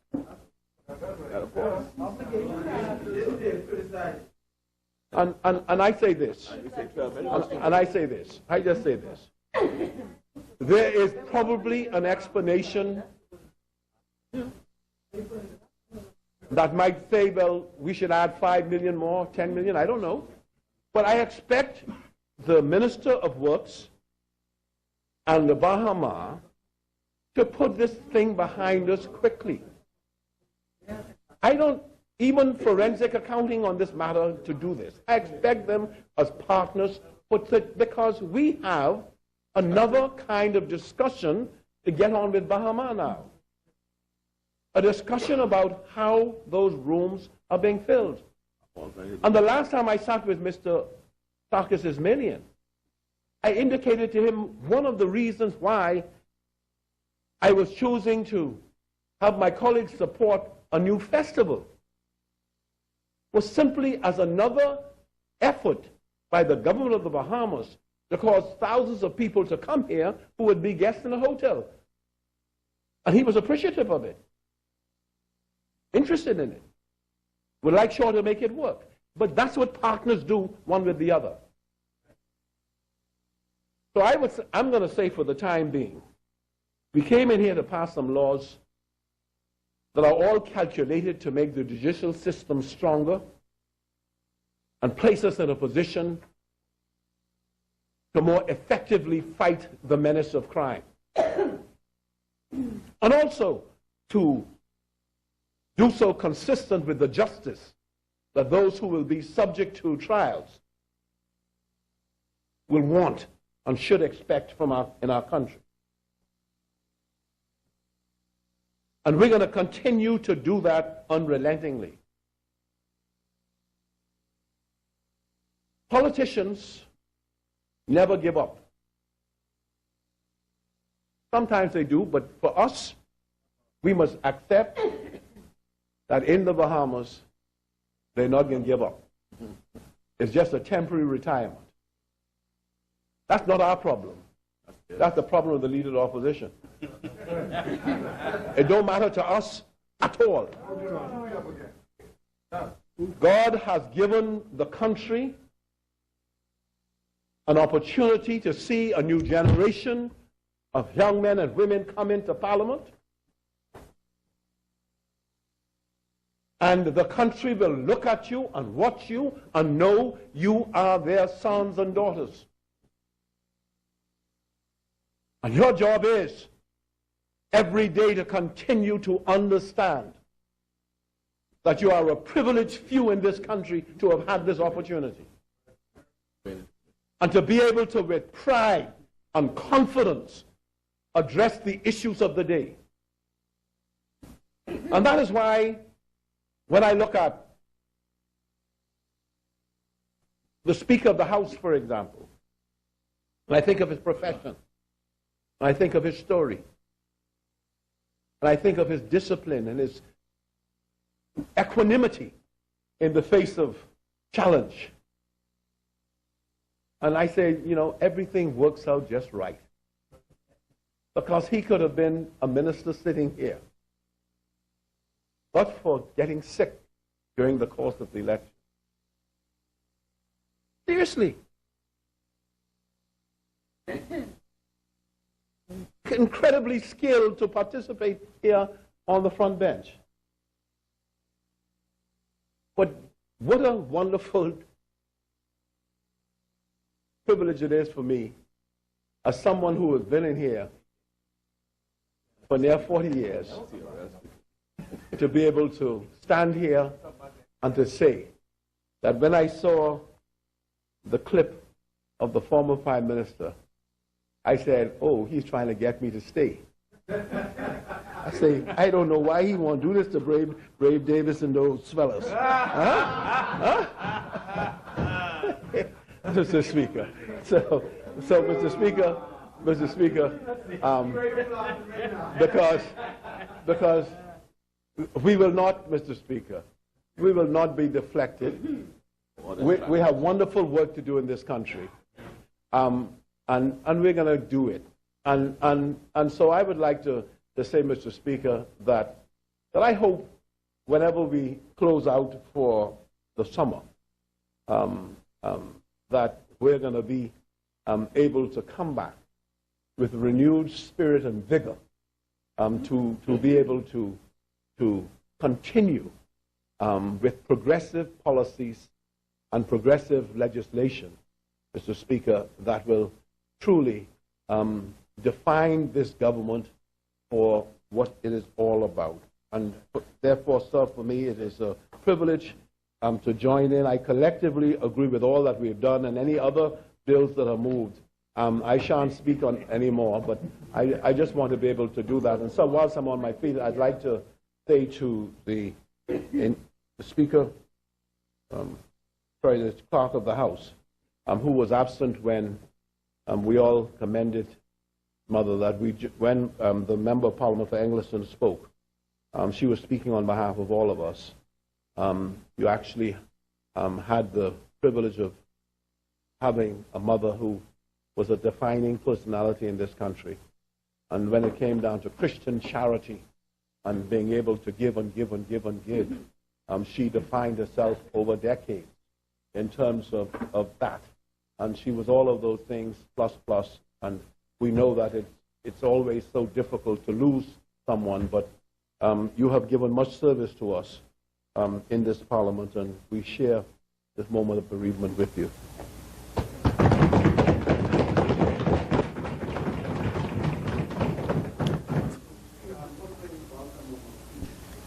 If I'm able to get the special permission of the House to lay the report of the Constitutional Commission into review of the Bahamas Constitution on the table. Very well. I mean, is there something you have to do for it? I find it. Okay? Yes, the request is granted. You may, right on the member. Thank you. Yeah. Mr. Speaker, in doing so formally, I'd like to thank the Commission and go on the record on behalf of members of the House to thank the Commission headed by Mr. Sean McQueenie, Queen's Counsel. And he had, I'm never sure whether or not He was appointed a deputy, but most certainly served as a deputy. The Honorable Carl Bethel, a former Attorney General, who was also on that commission appointed by the Leader of the Opposition. But the people are here as members, as Carl Bethel, Mrs. Ruby Nottage, Mr. Lester Mortimer, Mr. Lauren Klein, Ms. Tara Cooper Burnside, Mr. Mark Wilson, Mr. Michael Stevenson, Mrs. Olivia Saunders, Ms. Chandra Sands, Carla Brown, Mrs. Carla Brown Roker, Mr. Michael Aubrey, Ms. Brandish Duncanson. I think that is the committee. The Speaker himself will have an interest in this report, because the report itself also presents a challenge to those of us who are parliamentarians to determine whether or not we are able to have any degree of unanimity moving forward towards a referendum for the changes that will be recommended. And one of them where it appears there was unanimity was to remove the gender discrimination that exists in the Constitution. And I had indicated on the presentation of the Commission's report that during this summer recess, the government will review the report with a view to making a determination of its own as to those recommendations in the report that it would accept moving forward, and would wish to have implemented. And you would know that some of the recommendations tie into reports by those teams that observe us in the last general election, where they spoke about finance campaign reform, they spoke about an independent constituencies commission. So these are matters, Mr. Speaker, that the Speaker himself may have an interest in terms of, from where you sit in the chair, in terms of being able to give consideration as well as the government and members of Parliament, so that we may make a determination as to how we move our country forward. With respect to the integrity and governance, I mean, we've heard, for example, we've seen people, members of Parliament, who, including those who have tried to, in my words, defame me, but we've heard them speak about issues that could be dealt with by an integrity commission that they've recommended, where there's an appointment of an integrity commission, where a commission can do it, where there's an appointment of a contract officer, a contractor general, where someone will be appointed to a position that will be able to examine contracts entered into by the government. A position of an ombudsman, again, to invigilate the behavior of members of Parliament. So these are all matters that affect the governance of our country, the integrity moving forward, and the question for us is, Mr. Speaker, whether the Parliament itself will be able to find a way to deal with it. And one of the recommendations I'm making is that you may wish to use your office itself to cause there to be a bridge, so to speak. Well, you don't have to build a bridge. To cause Parliament itself to have some way of looking at this with a view to examining how we should move forward and what we can do. But most certainly I would ask the Leader of Government Business to ensure that the matter is discussed with you and the members of the opposition with a view to arriving at some kind of formula that we may use moving forward in the best interest of the country, trying to minimize the extent to which adversarial roles are adopted. So, Mr. Speaker, all in all, it was a very comprehensive effort by the Constitutional Commission. I'd just like to claim, sir, that it was my government between 2002 and 2007, and my government between 2012 and this period that has appointed 2 constitutional commissions that have both reported. This second one has incorporated what the first has recommended, so I think to a great extent, and I think we should feel very proud of ourselves that as a government we made such a defining intervention in the affairs of our country. And I thank you, and I thank the Commission.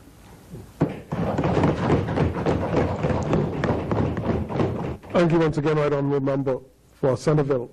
Ordered that the report do lie on the table. As many? The question is, the following bill be read a second time and committed. A bill for an act to amend the Supreme Court Act to provide for an increase in the number of justices.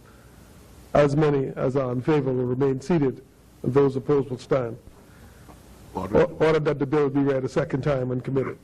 A bill for an act to amend the Supreme Court Act to provide for an increase in the number of justices. For the second reading of bills. The chair recognizes the honourable member for South and Central Eleuthero. Pleases you, Mr. Speaker. I rise again to move the second reading of the Insurance Amendment Bill 2013, which is number 32 on the agenda.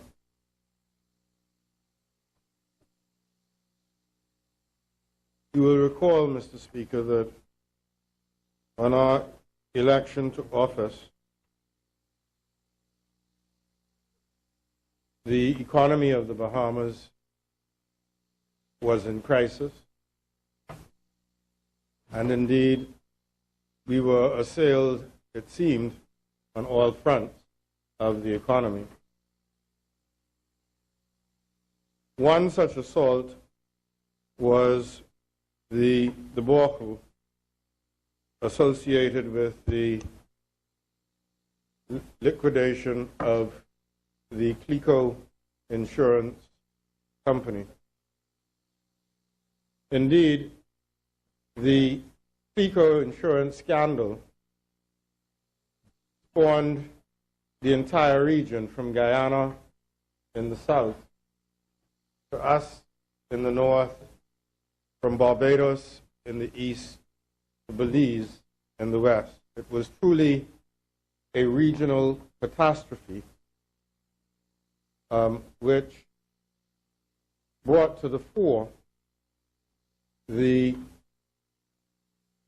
weaknesses within our regional regulatory framework with respect to the insurance community.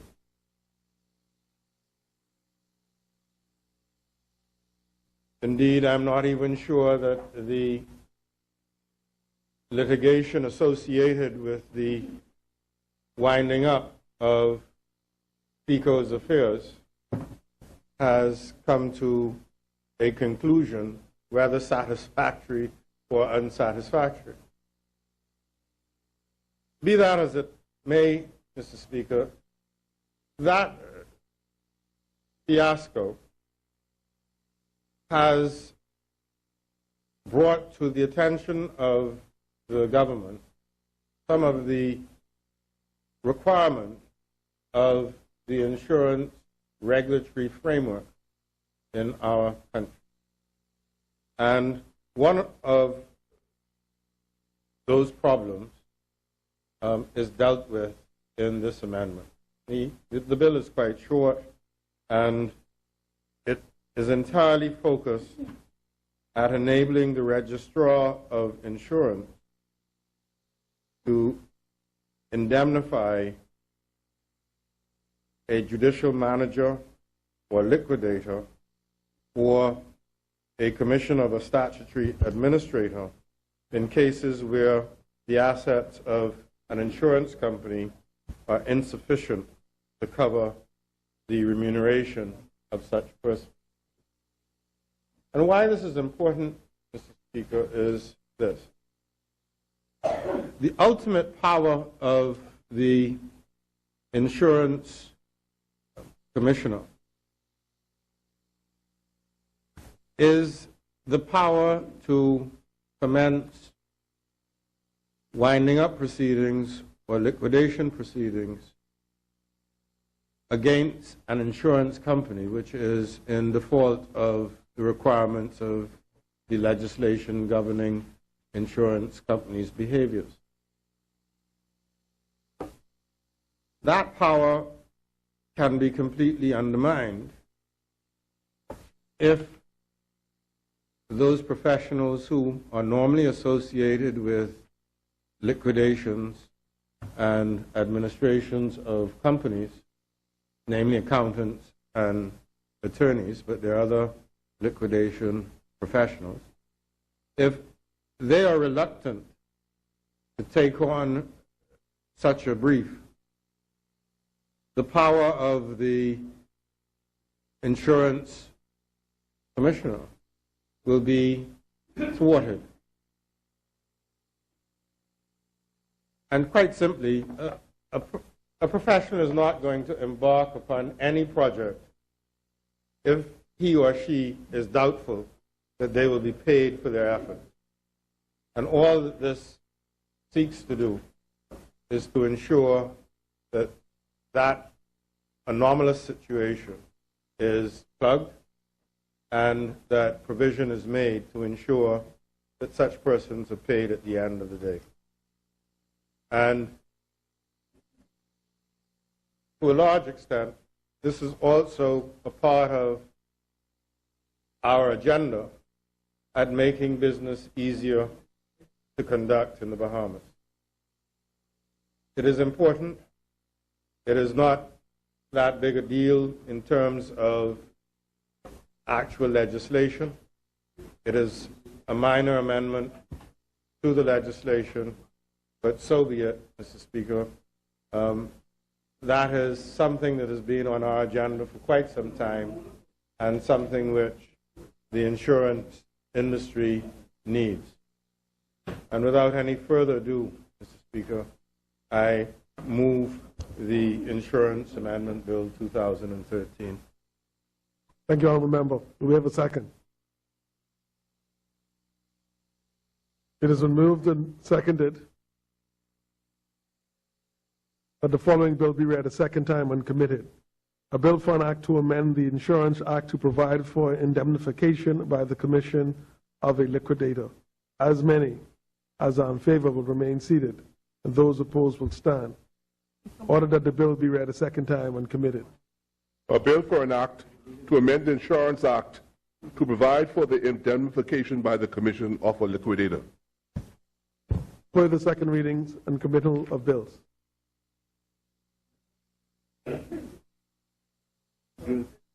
Further second reading and committal of bills.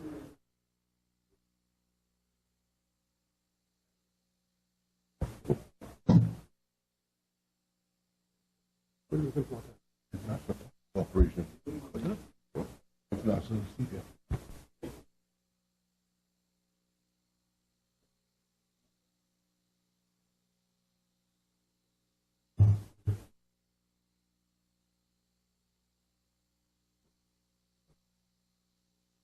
The chair recognizes the honourable member for Central and South Duluth Road.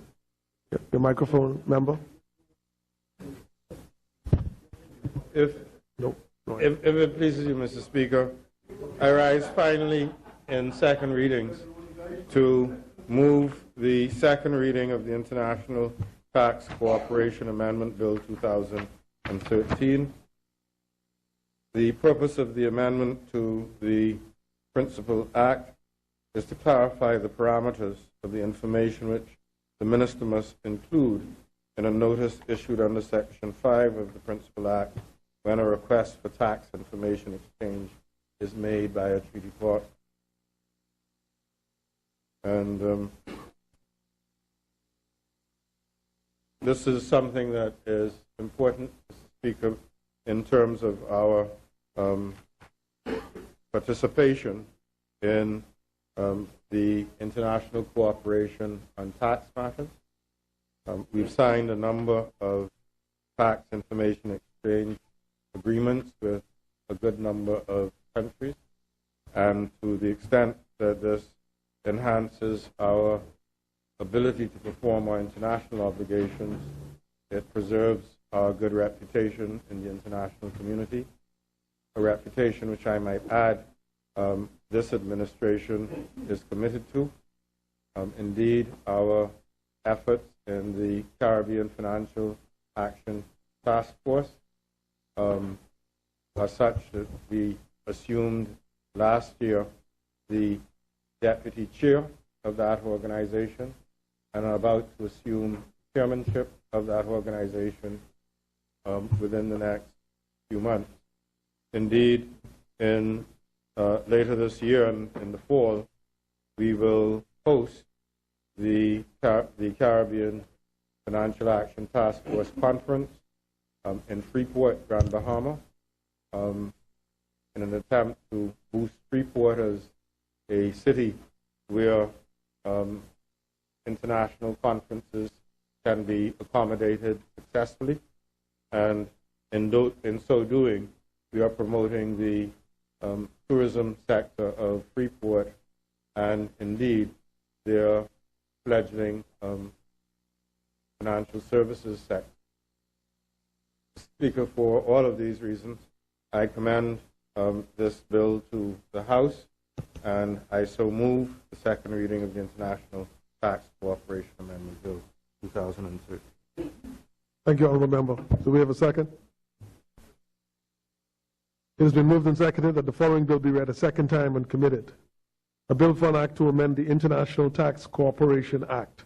As many as are in favor will remain seated. Those opposed will stand. Ordered that the bill be read a second time and committed. A bill for an act to amend the International Tax Cooperation Act.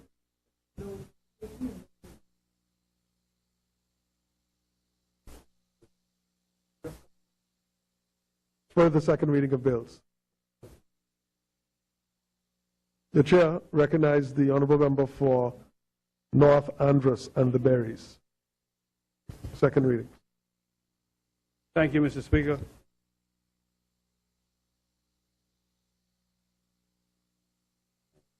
Amen. Mr. Speaker, it is my privilege and honor to stand here on behalf of the people of North Andros and the Berry Islands and to wish them all well.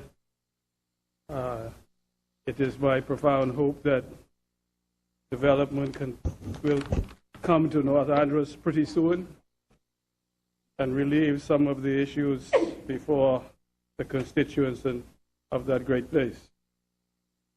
In the Berry Islands, some work has begun on the roads in Berry Islands to date, to the pleasure of the people there.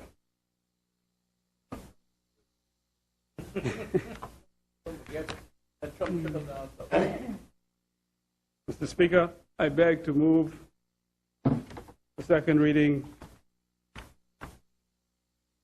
of an act to amend the Pharmacy Act for connected purposes. The purpose of this bill, Mr. Speaker, is to remove the registrar of the Pharmacy Council from the membership of the Council, and thus bringing the Pharmacy Council in line with all the other professional councils that we have. For example, the medical and dental councils and so on. This action is supported by the Pharmacy Association. The Council registers pharmacists and wholesalers and responsible for monitoring the quality of pharmaceuticals and the quality of wholesale places and their dispensing practices. Removing the registrar makes the registrar more of an independent person and enables that person, the registrar, to do her reports, in particular the reports of the inspectorate of the council, perhaps the most important part of the council's work, the inspectorate. The registrar coordinates the committees of the council, the other committees being Education Committee, Registration and Licensure, Communications, and lastly, the Complaints Committee. And in this era of multiple drugs, the proliferation of pharmacies, in our country, the role of the Pharmacy Council becomes even more important than ever before. And so it is my privilege to support, commend, and move this resolution to amend the Pharmacy Act in the Bahamas. I so move. Thank you, Honorable Member. Do we have a second?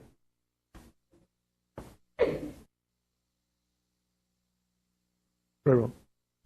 The chair, yeah. Sorry. The chair got used to members sitting down and not debating the seconder. But thank you, Honorable Member. I threw you off. Sorry. You threw me off a bit. Sorry. The chair recognized the Honorable Member for Eggleston. Speaker, I'm going to be very brief. I want to stand support this bill and second the bill, which, as the minister has indicated, creates a structure that allows for more transparency, greater accountability. And I just wanted to use the opportunity to speak, to just reiterate the commitment of this government to national health insurance, Mr. Speaker. We are all aware that there are many Bahamians throughout this country who do not have insurance. PM, this is your vision. There are many Bahamians who are throughout this country who do not have the resources to cover the cost of illness that we, as a population, from what the statistics show, we have a high level of illness. And in fact, and it's a statistic that is thrown out, but I want to reiterate it, that there are more than half the beds in the hospital are utilized for chronic non-communicable diseases. That means lifestyle-related illness. And many Bahamians who have diabetes and heart problems and hypertension, have difficulty getting medication. Even with the prescription plan, there are challenges. There are people with illnesses who need diagnostic testing in hospital, who do not have the resources, who lay in hospital waiting for something good to happen, which oftentimes does not. And many people die in Princess Margaret Hospital waiting the resources to do diagnostic testing, Mr. Speaker. And so I want to take the opportunity to reiterate the commitment of this government for national health insurance, which will extend access to medical care for people who do not have the resources. I also want to Mr. Speaker, speak about the other aspect which the member has spoken about in the past, which is the issue of lifestyles. And because, as I've indicated, more than half the beds in Princess Margaret Hospital are people with chronic non-communicable diseases, dietary, stress-related habits, things that we do to ourselves that create our serious health circumstances. And the National Health Insurance Plan will bring a component to it which will promote healthy lifestyle, dealing with issues of nutrition and mental health, which the member has also spoken about in the past, so that we can begin to build a healthy nation. Speaker, when I was growing up, they used to say on ZNS, and they only had like 1 or 2 stations, and it was the only station, the health of a nation is the wealth of a nation. And that is so true in so many ways, because a healthy population is a productive, shining, strong population that produces and takes a country forward. An unhealthy population does not do that, but it also does something else. It becomes a toll on the public treasury in terms of trying to deal with people with ill health in our public facilities, Mr. Speaker. And so, Mr. Speaker, the nutrition side of it, or the healthy lifestyle, is a critical component of national health insurance, which we hope will eliminate the need for pharmaceuticals where that's possible. You only need hypertension medication if you have it, but if through your management of your health you don't have it, then you won't need it, though there will be some who will still need it, but not the numbers that we are experiencing, the crisis numbers that we see now, Mr. Speaker. And that also brings into question the issue of food security, Mr. Speaker. I want to tie it into that. And you would have heard the member for Centerville speak about the institute in Andros, which is going to begin an agricultural institute to begin to develop the concept of agriculture in our country. Mr. Speaker, and I have argued and I advocate, and I believe it's the government's position, that food security has to become a central tenet of our policy and our plans as we move, our platform as we move forward, because we are an import nation, and to speak in truth, we're importing foods, and we don't even know the quality of the food that we're importing. We have no, how many is it? $1 billion worth of food, and we have no way domestically of analyzing the quality of food we are getting. And I'm hearing horror stories about some of the standards outside of this country when it comes to food that we import in this country, Speaker. And you see products for export only, and you wonder, what is that about, Speaker? So we have to, married to this issue of the pharmaceutical transparency, is we have, Speaker, and the government is talking about it now, and you will see it happen, put in place standards that allows this country and our people to understand what it is we're importing and what it is we're consuming, Speaker. And, Speaker, this is not directly related, but I want to talk about, just for a minute, this issue of this BRCA1, or the BRCA gene that women in this country have in very high numbers. Speaker, I think that we have to now, I know there is a foundation that was founded by the American ambassador's wife, and we are very grateful because it began to bring a highlight to it, Speaker. But this is such a serious, critical issue that so many women are dying from, Speaker. I have gone to many, many funerals of women under 30 who have children who are being buried because of this cancer, Speaker. And we need to, as a government, as a matter of policy, bring a singular focus to this issue that's affecting women in our country and young women, Mr. Speaker. We have to find a cure for this cancer that is killing our young women. It's an aggressive form of cancer. It's killing them in large numbers. Intelligent, productive women are being cut short, and we have to get to the bottom of it, Mr. Speaker. And finally, Mr. Speaker, and I'm married to all of this that we are saying, we have to continue to support Bahamians in attaining the standards of professionals in our country. We have to build the confidence as a people, Mr. Speaker. We still lack it, Mr. Speaker. As much as we say, and we believe in Bahamians, and I'm not saying we don't, but intrinsically, I believe that there is a residual reservation, Mr. Speaker, about accepting that we are capable and competent, Mr. Speaker. And we have to get beyond this, Speaker, because it's the only way we're going to take our country forward. And so I believe it's going to be a Bahamian scientist that is going to help us find the cure for this cancer that Bahamian women peculiarly, other women get it in other countries, but not at the levels of Bahamian women. And so it has to be something that we preoccupy ourselves with, Mr. Speaker, because our daughters are dying, our sisters are dying, our mothers are dying. And so the focus has to be brought to it. Mr. Speaker, I support this legislation, and I believe it is just one step forward for a comprehensive plan for health in our country, which includes national health insurance, which includes nutrition and healthy lifestyles promulgation, breastfeeding for new mothers, Mr. Speaker, that it will lead, it ties into food security, that we begin to grow our own foods and we understand what it is that we're consuming, and that we put in place standards that test even support this legislation. Thank you, Honourable Member. It has been moved and seconded that the following bill be read a second time and committed. A bill for an act to amend the Pharmacy Act and for connected purposes. No, the speaker is on record. We're rolling. Thank you. I'll repeat. It has been moved and seconded that the following bill be read a second time and committed. A bill for an act to amend the Pharmacy Act and for connected purposes. As many. Very well. The chair recognizes the Honourable Member for Pine Ridge. I wasn't going to say anything, but I have to, after listening to the member for Angleton, I thought it would be appropriate for me to just say a few words as it relates to the national health insurance and how important it is going forward. A couple of weeks ago, a gentleman from Grand Bahama fell from a building and had to be airlifted to Nassau, the Princess Margaret Hospital, in order to get the necessary treatment that he deserved. To his surprise, on arriving to the Princess Margaret Hospital on the orthopedic ward, he needed some additional prosthesis in order for the surgery to be done.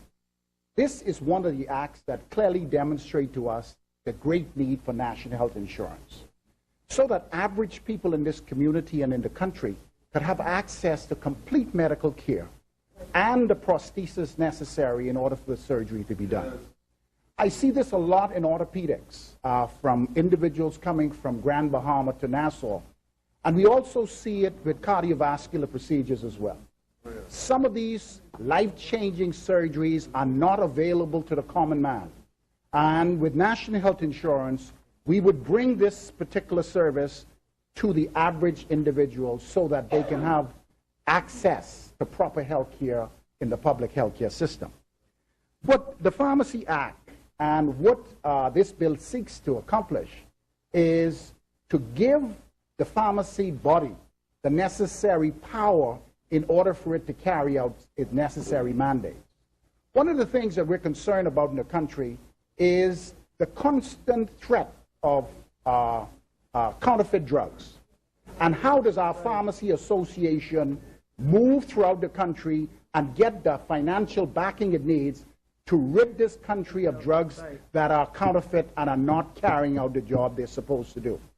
We hear about countries, particularly in countries like Nigeria, where the issue of counterfeit drugs are so bad that sometimes even in the OR, they are actually administering drugs that don't work and put people's lives at risk. So I believe with this particular amendment to this bill, we will find the necessary power that we need to put the Pharmacy Association at the advantage they need in order for them to function more effectively in the country.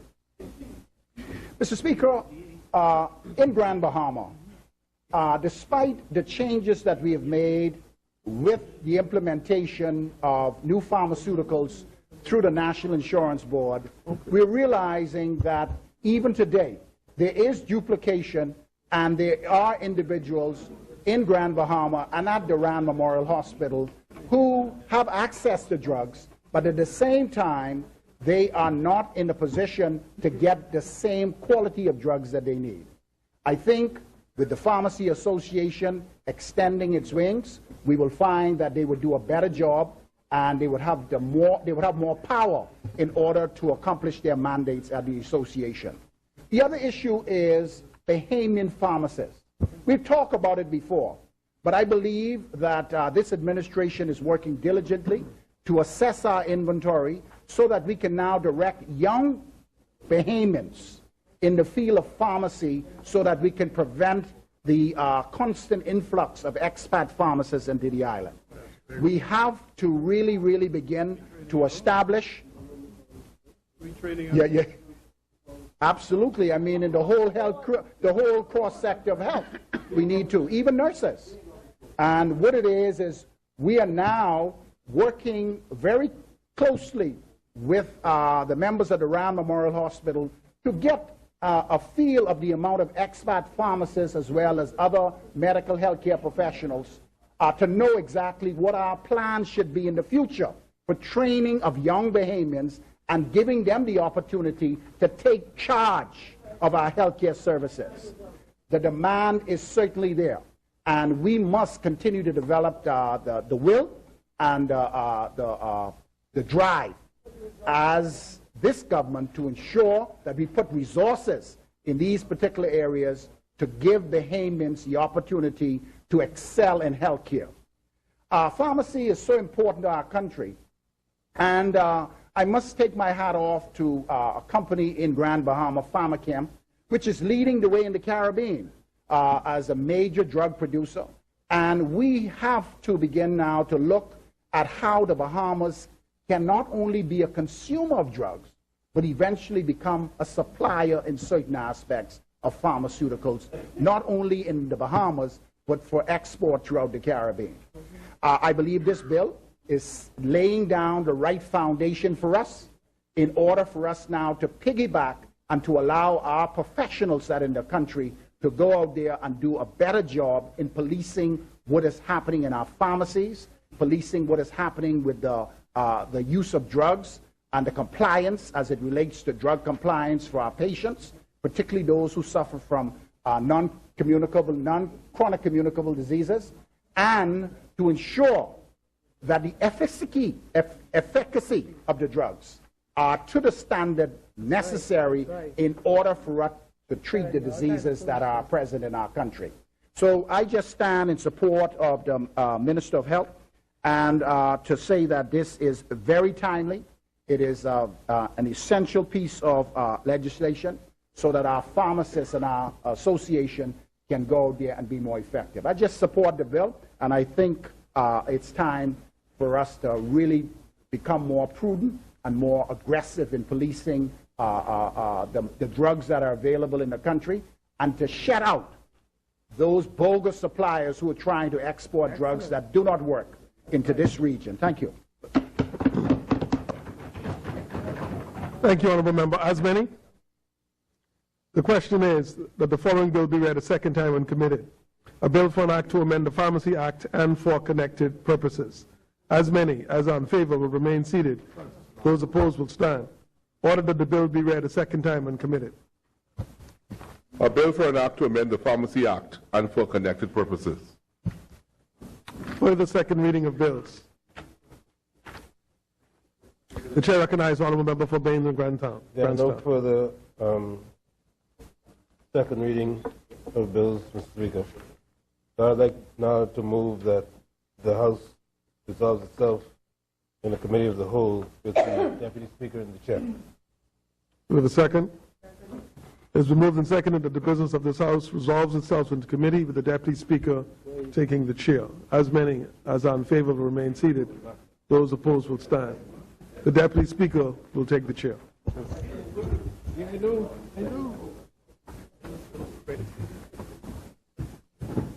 See? I just used to be where you go.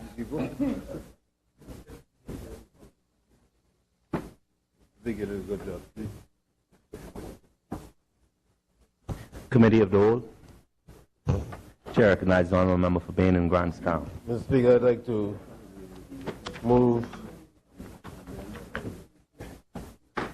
the long title of a bill for an act to amend the Criminal Procedure Code Act to provide for the use of live television link in criminal proceedings. Sorry, just a moment. Let me just get my bills together. Sorry. Yeah.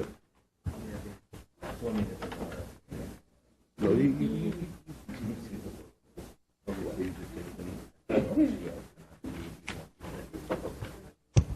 Sorry, Honourable Member. Mr. Speaker, I would like to move the long title of a bill for an act to amend the Criminal Procedure Code Act to provide for the use of live television link in criminal proceedings and to abolish the use of unsworn statements from the dock by accused persons in the magistrate's court. It's been moved and seconded that the long title of a bill for an act to amend the Criminal Procedure Code Act to provide for the use of live television link in criminal proceedings and to abolish the use of unsworn statements from the dock by accused persons in the magistrate's court be agreed. As many as in favor shall remain seated. Those that oppose shall stand. The long title has been agreed. I'd like to move that Section 1, short title of this act, be agreed. It's been moved and seconded that the short title of this act be agreed. As many as in favor shall remain seated. Those that oppose shall stand. The short title has been agreed. Speaker, I'd like to move that clauses 2 to 5 be agreed. It's been moved and seconded that clauses 2 through 5 be agreed. As many as in favor shall remain seated. Those that oppose shall stand. Clauses 2 through 5 have been agreed. Speaker, I'd like to move that the bill in its entirety be agreed. It's been moved and seconded that the bill in its entirety be agreed. As many as in favor shall remain seated. Those that oppose shall stand. The bill has been agreed in its entirety. Thank you, Mr. Speaker. I'd now like to move that the long title of a bill for an act to amend the Evidence Act be agreed.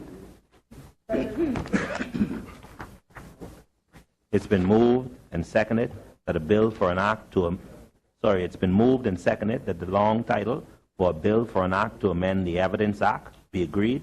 As many as in favor shall remain seated. Those that oppose shall stand. The long title has been agreed. Thank you, Mr. Speaker. I'd like to move that the short title be agreed. It's been moved and seconded that the short title to this bill be agreed. As many as in favor shall remain seated. Those that oppose shall stand. The short title has been agreed. Mr. Speaker, I'd like to move that clause 2 be agreed.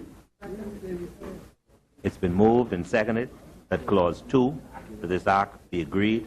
As many as in favor shall remain seated. Those that oppose shall stand. Clause 2 has been agreed. Thank you, Mr. Speaker. I'd like to move that the bill in its entirety be agreed. It's been moved and seconded that this bill be agreed in its entirety. As many as in favor shall remain seated. Those that oppose shall stand. The bill has been agreed in its entirety. Mr. Speaker, I'd like to move that a bill for an act, that the long title of a bill for an act to amend the Supreme Court Act to provide for an increase in the number of justices be agreed. It's been moved and seconded that a bill for an act, it's been moved and seconded that the long title for a bill for an act to amend the Supreme Court Act to provide for an increase in the number of justices be agreed. As many as in favor shall remain seated. Those that oppose shall stand. The long title has been agreed. Mr. Speaker, I'd like to move that the short title be agreed. It's been moved and seconded that the short title to this act be agreed. As many as in favor shall remain seated. Those that oppose shall stand. Short title has been agreed. Mr. Speaker, I'd like to move that Clause 2 be agreed. It's been moved and seconded that Clause 2 be agreed. As many as in favor shall remain seated. Those that oppose shall stand. Clause 2 has been agreed. I'd like to move now, Mr. Speaker, that the bill be agreed in its entirety. It's been moved and seconded that this bill be agreed in its entirety. As many as in favor shall remain seated. Those that oppose shall stand. The bill has been agreed in its entirety.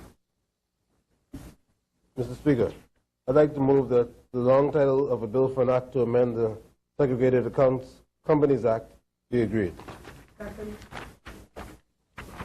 It's been moved and seconded that a bill for an act to amend the Segregated Accounts Companies Act be agreed, that the long title to this act be agreed. As many as in favor shall remain seated. Those that oppose shall stand. The long title has been agreed. Speaker, I'd like to move that the short title be agreed. It's been moved and seconded that the short title be agreed. As many as in favor shall remain seated. Those that oppose shall stand. The short title has been agreed. I'd like to move, Mr. Speaker, that clauses 2 and 3 be agreed. Sorry, clauses 2 to 8 be agreed. It's been moved and seconded that clauses 2 through 8 be agreed. As many as in favor shall remain seated. Those that oppose shall stand. Clauses 2 through 8 have been agreed. Mr. Speaker, I'd like now to move that the bill be agreed in its entirety. It's been moved and seconded that this bill be agreed in its entirety. As many as in favor shall remain seated. Those that oppose shall stand. This bill has been agreed in its entirety. Thank you, Mr. Speaker. I'd like to move that the long title of a bill for an act to amend the International Tax Cooperation Act be agreed.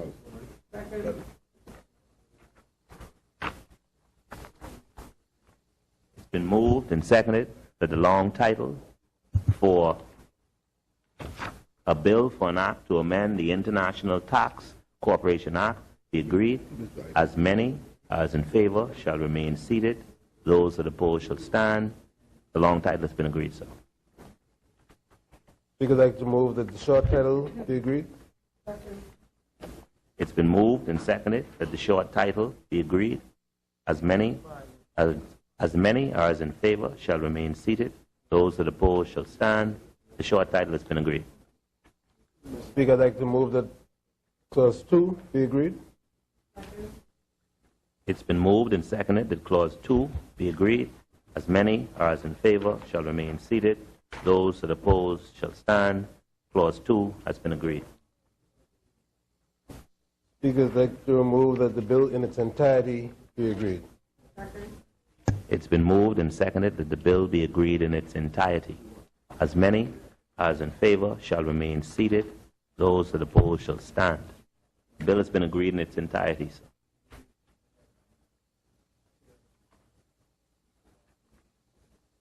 Mr. Speaker, I'd like to move that the long title of a bill for an act to amend the Insurance Act to provide for the indemnification by the commission of a liquidator be agreed. It's been moved and seconded that a bill for an act to amend the Insurance Act to provide for the indemnification by the commission of a liquidator. It's been moved and seconded that the long title to this bill be agreed. As many as in favor shall remain seated. Those that oppose shall stand. The long title has been agreed. Mr. Speaker, I'd like to move that the short title be agreed. It's been moved and seconded that the short title be agreed. As many as in favor shall remain seated. Those that oppose shall stand. The short title has been agreed. Mr. Speaker, I'd like to move now that clauses 2 and 3 be agreed.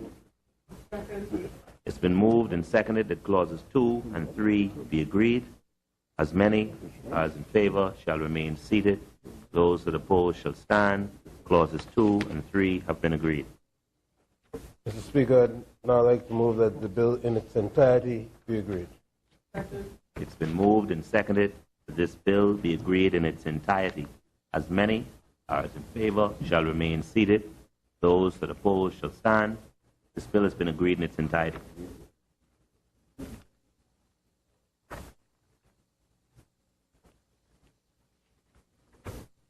Mr. Speaker, I'd like to move that the long title of a bill for an act to amend the Pharmacy Act and for connected purposes be agreed. It's been moved and seconded that a bill for an act to amend the Pharmacy Act and for connected purposes. It's been moved and seconded that the long title to this bill be agreed. As many as in favor shall remain seated. Those that oppose shall stand. The long title has been agreed. Mr. Speaker, I'd like to move that the short title of this act be agreed. It's been moved and seconded that the short title to this act be agreed. As many as in favor shall remain seated. Those that oppose shall stand. The short title has been agreed. Speaker, I'd like to move that clause 2 be agreed. It's been moved and seconded that clause 2 be agreed. As many as in favor shall remain seated. Those that oppose shall stand. Clause 2 has been agreed. Mr. Speaker, I'd like to move that the bill in its entirety be agreed. It's been moved and seconded that this bill be agreed in its entirety. As many as in favor shall remain seated. Those that oppose shall stand. This bill has been agreed in its entirety. One more. IBC. IBC. I gotta find mine again. You do this. I gotta find my own. Is that what? What is it?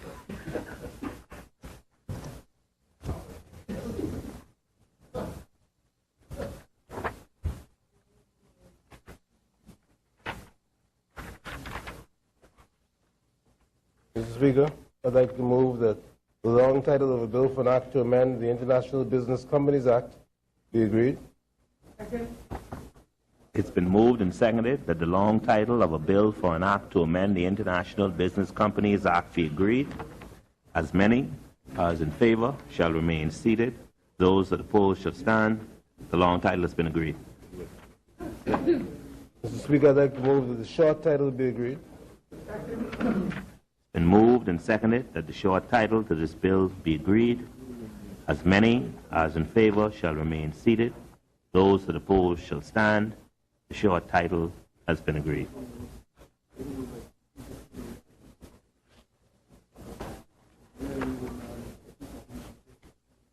Mr. Speaker, I'd like to move that clauses 2 to 9 be agreed. Been moved and seconded that clauses 2 through 9 be agreed. As many as in favor shall remain seated. Those that oppose shall stand. Clauses 2 through 9 have been agreed.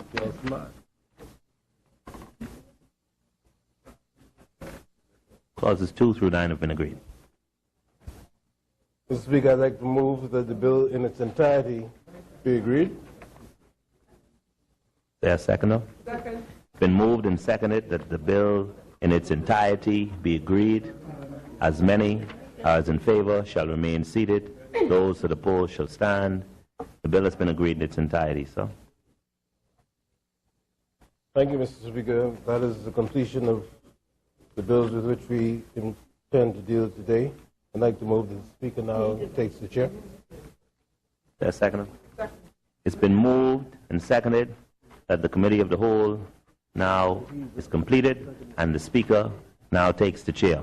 As many as in favor shall remain seated. Those that oppose shall stand. The Speaker will now take the chair.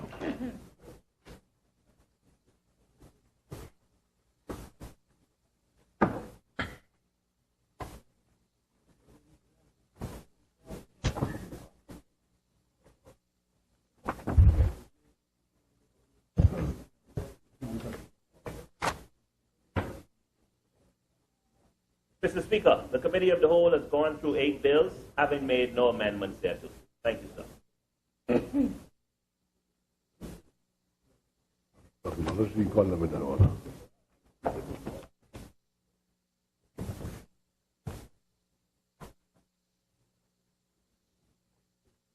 The chairman of the Committee of the Whole has reported that the committee has gone through 8 bills and there were no amendments thereto. Third reading and passing of bills. The chair recognizes honourable member for Bain and Grandstand. Thank you, Mr. Speaker. Let me just say through you, Mr. Speaker, that the chairman conducted the committee stage with efficiency. Very well. Mr. Speaker, thank you we would now like to move the third reading and passing of the Criminal Procedure Code Amendment Bill 2013.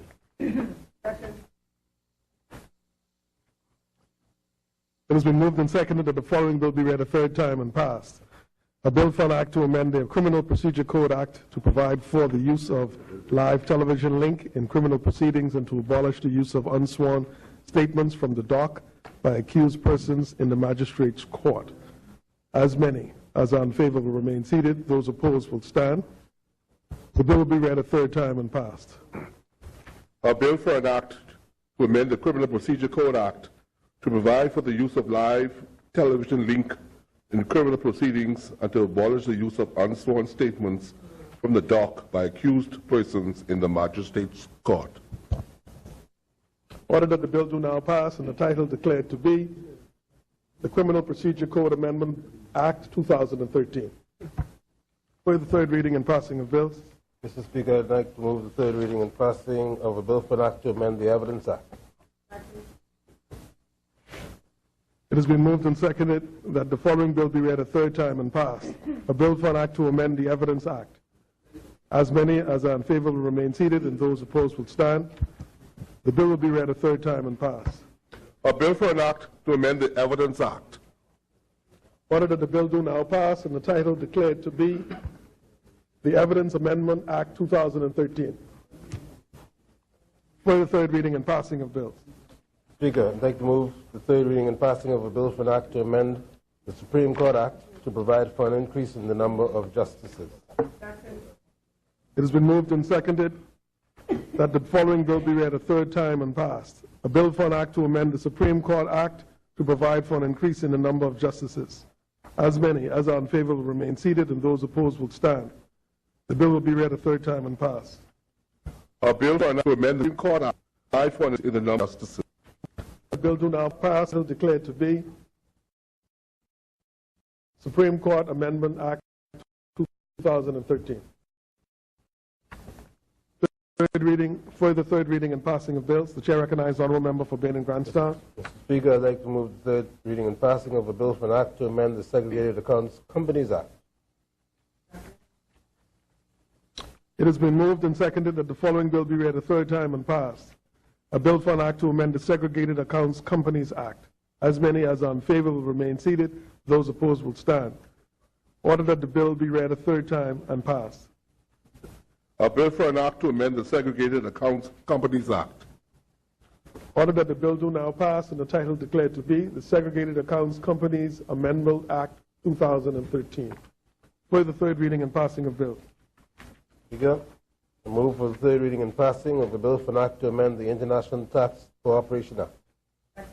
It has been moved and seconded that the following bill be read a third time and passed. A bill for an act to amend the International Tax Cooperation Act. As many as are in favor will remain seated and those opposed will stand. Order that the bill be read a third time and passed. A bill for an act to amend the International Tax Cooperation Act. Order that the bill do now pass and the title declared to be the International Tax Cooperation Amendment Act 2013.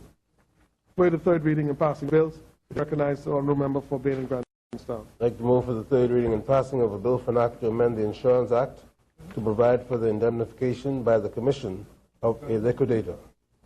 It's been moved and seconded that the following bill be read a third time and passed. A bill for an act to amend the Insurance Act to provide for the indemnification of the Commission by the Commission of a liquidator. As many as are in favor will remain seated, and those opposed will stand. The bill will be read a third time and passed.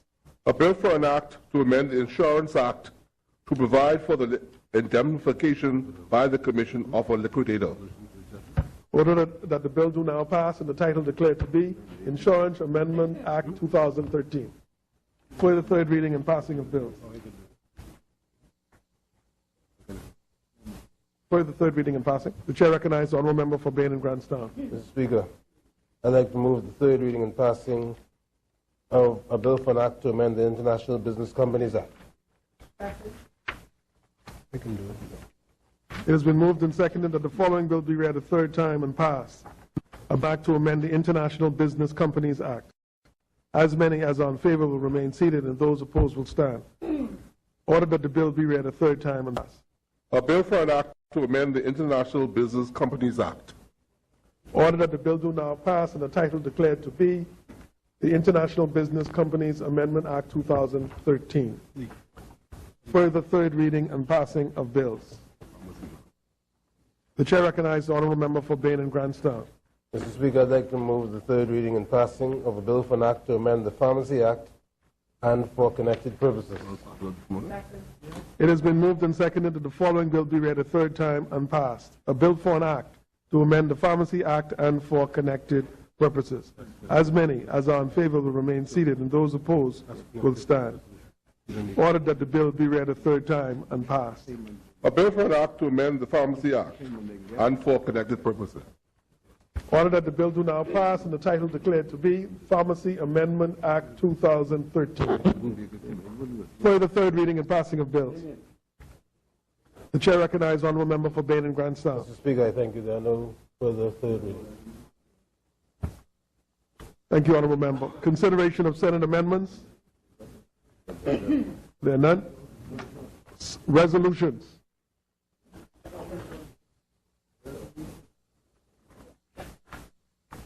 The chair recognizes the honourable member for South and Central Eleuthero. If it pleases you, Mr. Speaker, I rise to move the following resolution. Whereas by Section 4 of the Judges' Remuneration and Pensions Act, Chapter 45, the Act, the Governor General shall, within 6 months of the coming into force of this section, and thereafter within 6 months after the first day of April in every third year, or at such earlier times as may be expedient, appoint a commission to A, inquire into the adequacy of the salaries, allowances, and pensions payable under this Act, and the adequacy of judges' benefits generally. B, make such recommendations as the Commission considers appropriate in relation to the matters specified in paragraph A. And whereas the Governor General appointed a commission for the period 3rd day of September 2012 to the 3rd day of December 2012, the Commission completed and submitted a report dated the 3rd day of December 2012 to the Prime Minister containing its recommendations. And whereas subsection 4 of Section 4 of the Act provides that where the Governor General is satisfied after consultation with the Commission that it is equitable that any recommendation contained in a report laid under subsection 3 should have retrospective effect in order to confer a benefit upon or remove a disability attaching to any person, such recommendation may be given effect for that purpose.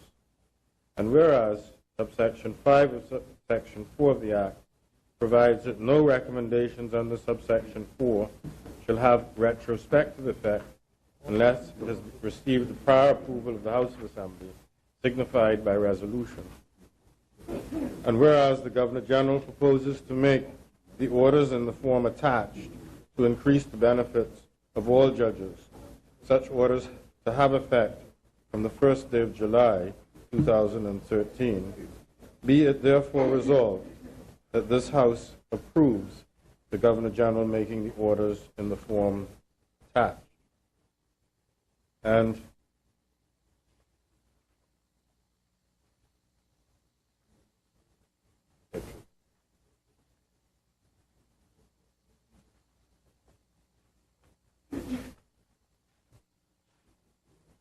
Mr. Speaker, I now turn to the order, the first order, and there are two. The first is the Judges Remuneration and Pensions Act Amendment to Schedule, Order 2013. Clause 1.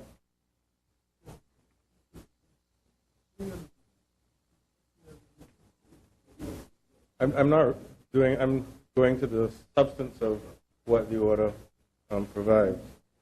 In relation to salaries, the schedule pertaining to Section 3, there shall be paid with effect from the first day of July 2012, one, the Chief Justice, a salary of $115,000 per annum.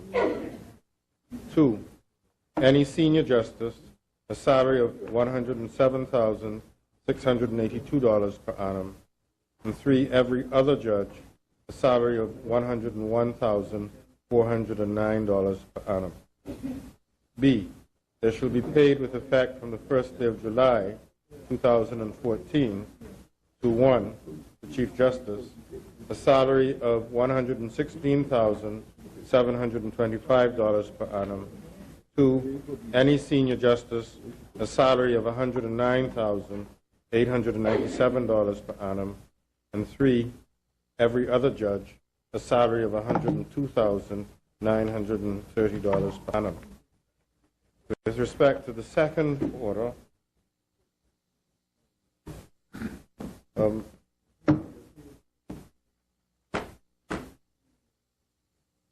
terms of the terms and conditions relating to services of justices of appeal,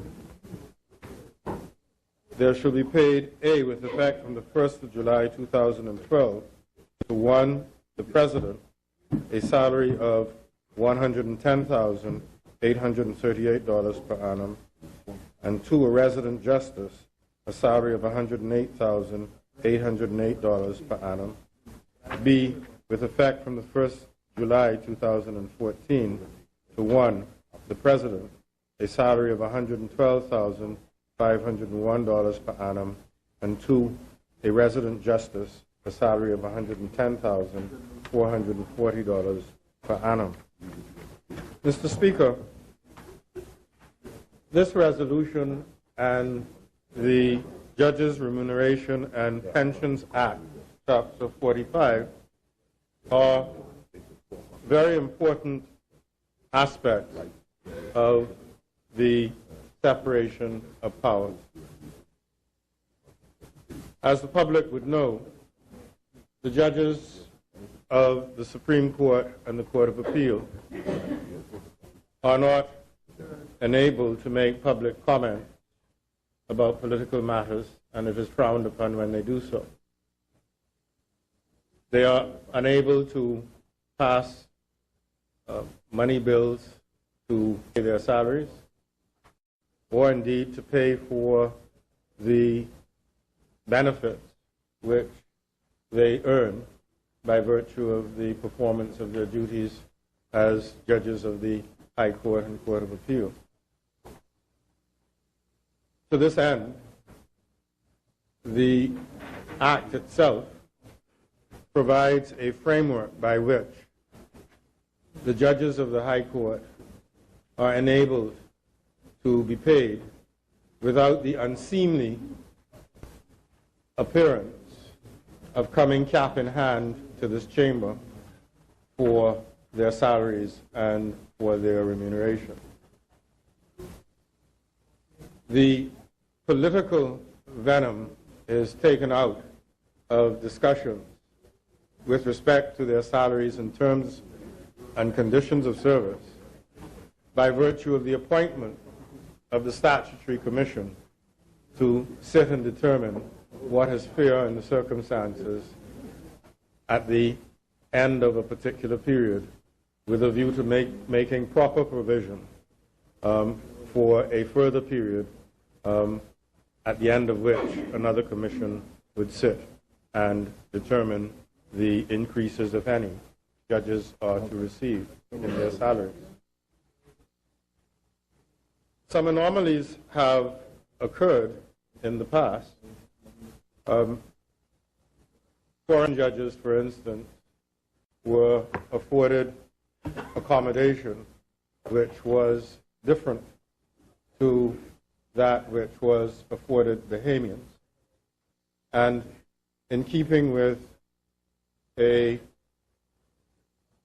ever-evolving democracy in which the majority of our justices will increasingly be Bahamian, it was felt and advocated for taking out the anomaly in the treatment of foreign judges differently from Bahamian judges. And I'm happy to say that the Commission has dealt with that issue quite well so far as the Bahamian advocates are concerned. You did it right there.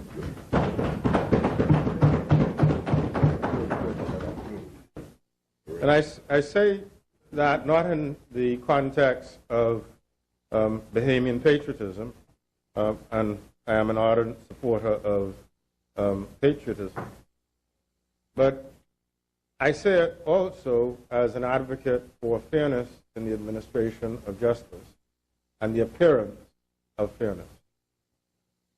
Not merely fairness to judges on the whole, but fairness to the function which they perform. Litigants must be confident that they're appearing before judges who have no axe to grind, and if they are litigants involved in public law matters with the state, they wish, when they appear before the judge, whoever he or she may be, and from wherever they are, whether the Bahamas or elsewhere, that the judge appears to be fair and is not influenced in any way, shape, or form by anything at all. And that is really what the function of the Commission has achieved, because the criticism that might have been levied no longer has any basis for being levied. And with that, Mr. Speaker, I commend the resolution to members of the House. It is important that judges be paid. You will note that there is no increase in the first year, and that the increase occurs in the second year, that is in 2014. To that extent, the Commission has taken into consideration the trying circumstances faced by the Bahamian economy and the fiscal constraints of the government. And having taken that into account, they have done what they have reported, and that report and the recommendations have been accepted by the Governor General.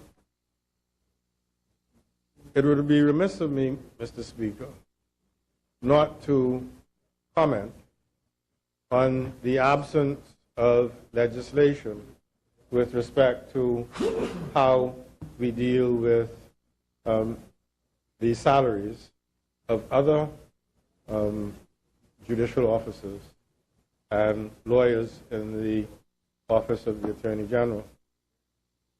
Their salaries and conditions of service have been dealt at the policy level, and recently the Strawn Commission has been commissioned to review the salaries and terms and conditions of work of the registrars of the Supreme Court, the magistrates of the Magistrates Court, the Deputy and Chief Magistrate, the legal officers at the Attorney General's office and at the Law Reform Commission. And that is salutary because these persons have worked quite tirelessly in some cases and quite effectively in many cases. And they work long hours, and they deserve to be remunerated in a manner that is commensurate with their responsibility and with the work which they have discharged to date. And I anticipate that at some point the report of that commission will be made public, and at the appropriate time it will be acted upon. Lastly, Mr. Speaker,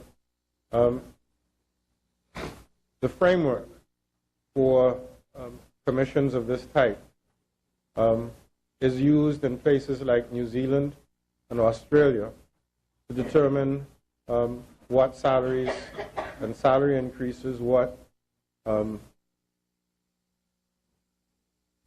allowances are made available to members of the government and members of their house or their houses of assembly and senate. It is absolutely startling that the members of the House of Assembly and ministers of government have not received any increases of salary since 1992. That is with trade unions calling for increases of salaries and remuneration for their membership based on the inflation rate which applies from time to time. Indeed, every 3 years, if one looks at the newspaper reports, there are rounds of discussions for unions and employers to agree or disagree on issues of increases in salaries. As public officers, we are often called upon to pay for things that we otherwise would have nothing to do with. Many of us who sit here pay contributions to funerals, to weddings, to the medical expenses of constituents.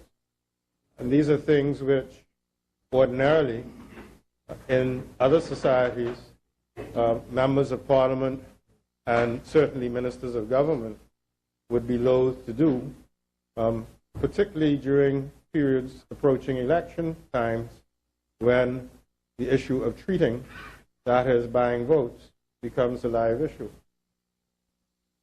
But we live in the culture that we live in, and I say no more than that at this point. My purpose today is merely to move this resolution, and I so move.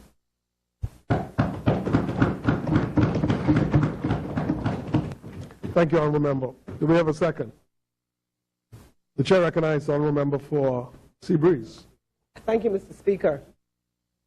Mr. Speaker, I rise on behalf of the wonderful constituents of Seabreeze constituency to give a very brief commentary on this bill and to support it wholeheartedly. I do so giving them thanks for electing me to be in this place, and hope and pray that we have a very productive time together during the next 3 to 4 years and onward.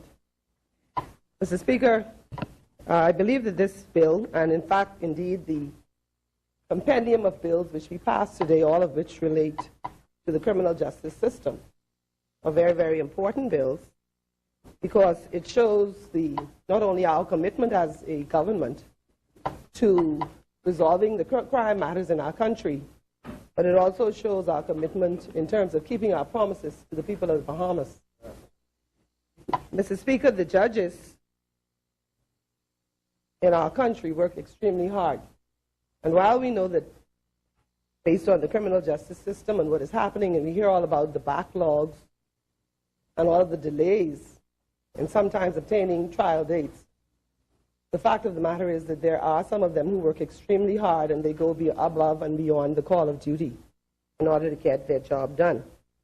And this is done, Mr. Speaker, not always in the best of circumstances, because the circumstances under which they work sometimes are not the most ideal. in terms of physical plant. Sometimes there are a whole lot of problems with their premises and what they have to put up with in terms of comfort.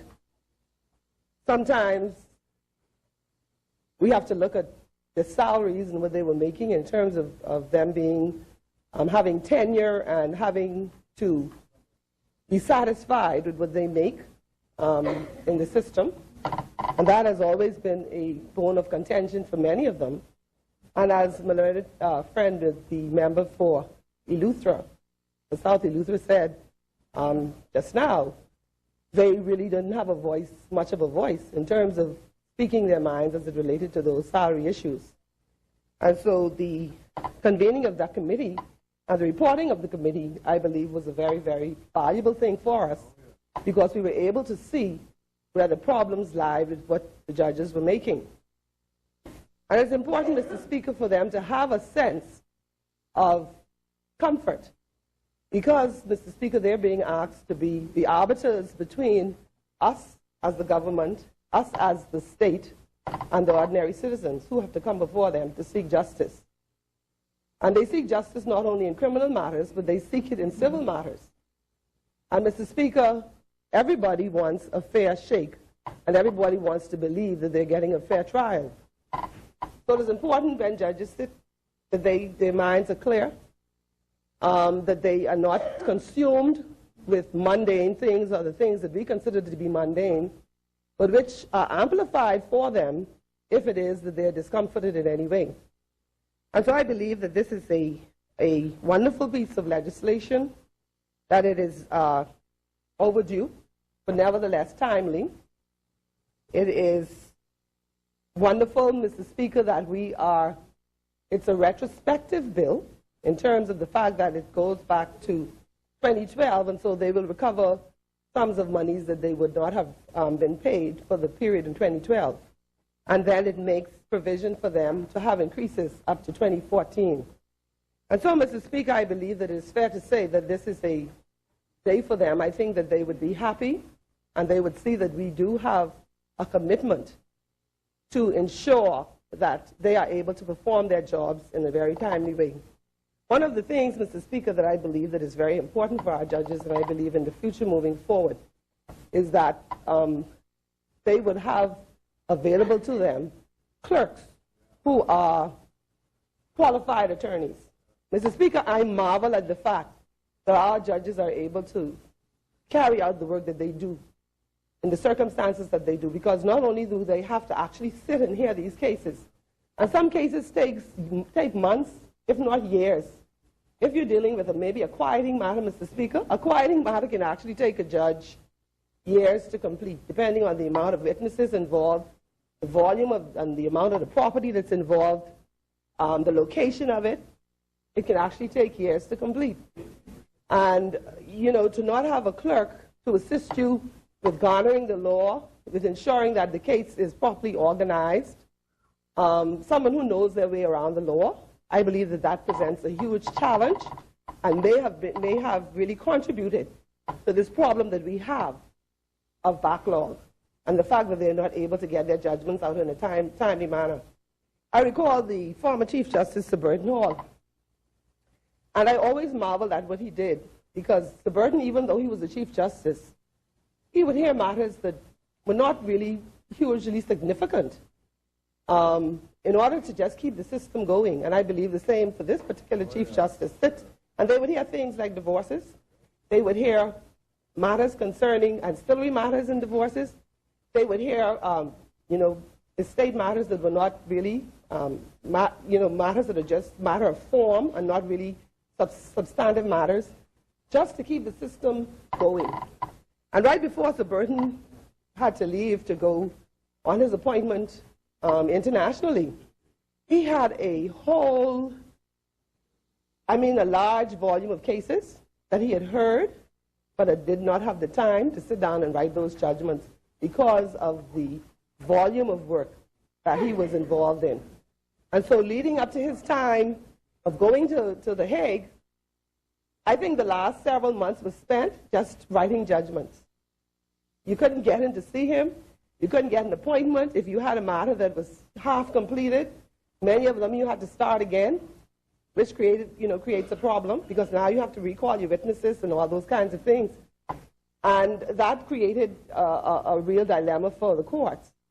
And eventually, the fact that he had to write all of these judgments and he had to write them so quickly, of course, they ended up going to the Court of Appeal. A lot of them ended up going to the Court of Appeal because, of course, just by virtue of the fact that people were getting these judgments all of a sudden, they were able to pick them apart. And so then the burden was shifted to the Court of Appeal.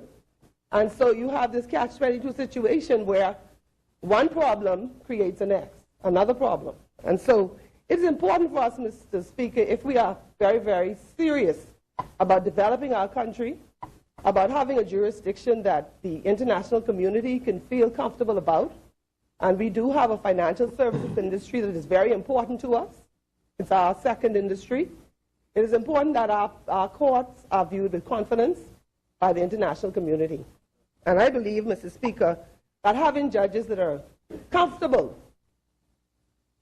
with their salary package is one of the ways in which we can ensure that the system is working properly, that the wheels of justice can turn and turn without interruption.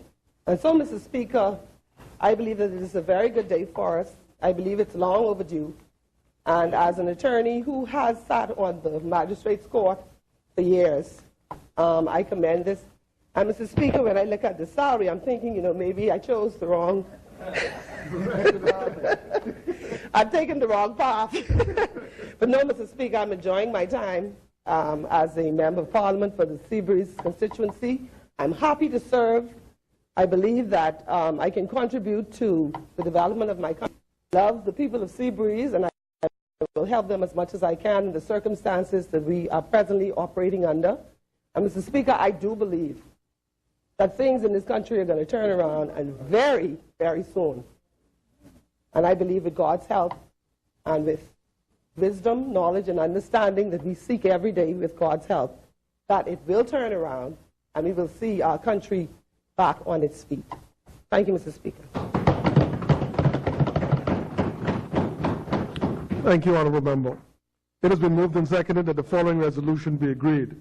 Whereas by Section 4 of the Judges' Remuneration and Pensions Act, Chapter 45, the Act, the Governor-General shall, within 6 months of coming into force of this section, and thereafter within 6 months after the first day of April in every third year, or at such earlier times as may be expedient, appoint a commission to A, inquire into the adequacy of the salaries, allowances, and pensions payable under this Act, and the adequacy of judges' benefits generally. B, make such recommendations as the Commission considers appropriate in relation to the matters specified in paragraph A. Be it therefore resolved that this House approves the Governor-General making the orders in the form attached. As many. The Chair recognizes the Honourable Member for Cat Island, Rumkey, and San Salvador. Yes, Mr. Speaker, I rise to support the resolution put by the member from South Central, Illustra. Mr. Speaker, the judiciary has been troubled, and it's a troubled sort of, it's not a department, but it's a troubled institution for us that's not just as practicing attorneys, but as an institution, as a Bahamian institution that has been lacking the ability to attract Bahamians for quite a number of years to populate it and to do the things that was necessary to be done. And often it has been because we've been unable to attract the brightest and the best from our private bar because of the challenges of the capacity of the institution to look after ourselves. And it's not because those who may come from abroad to fill posts here are not the brightest and the best from it once they come, but it is because the practice of law in the Bahamas became such that persons were loath to take that step.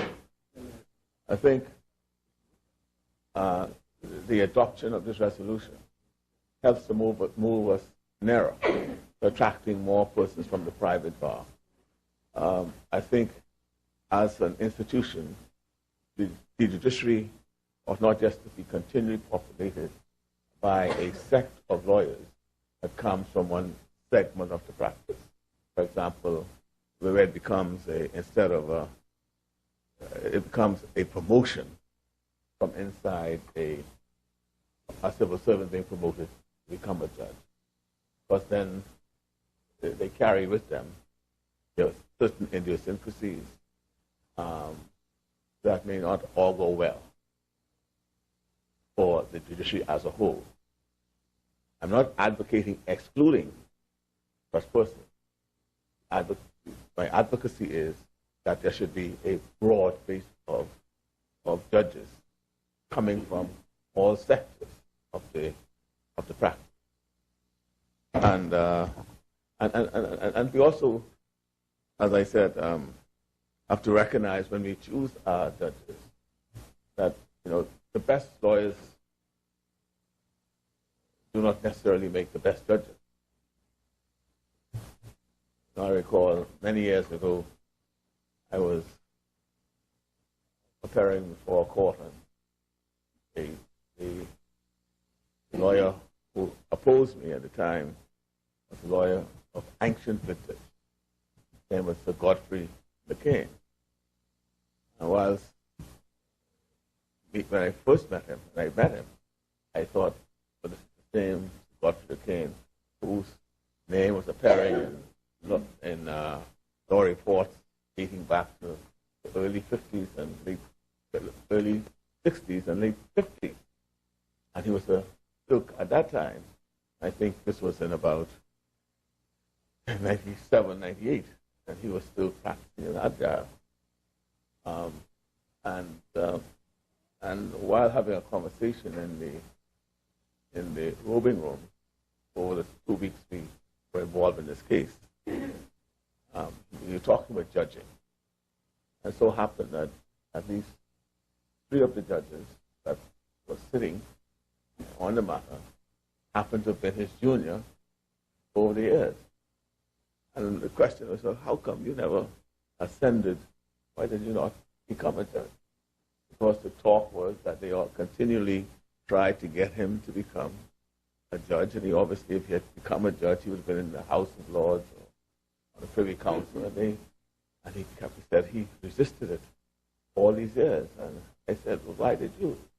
Eventually we got to talking about it. He said, well, the truth of the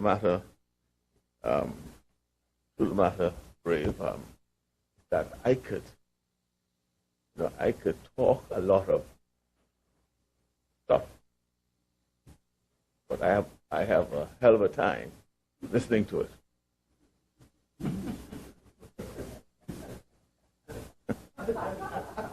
I could talk it, but I really can't sit and listen to it. And that's the separation. Yeah. And that's the distinction he was making. And the distinction is made that, yes, I may be a good lawyer and I'm a good advocate. It takes much more to be able to sit and listen to some of us on the side. And so, if the speaker says the speaker is a referee here. And so I'm happy to see us continuing making steps to be able to attract. And we are moving to where we are attracting members of the private bar to the bench. It's a work in progress, but I'm happy to see that it's happening.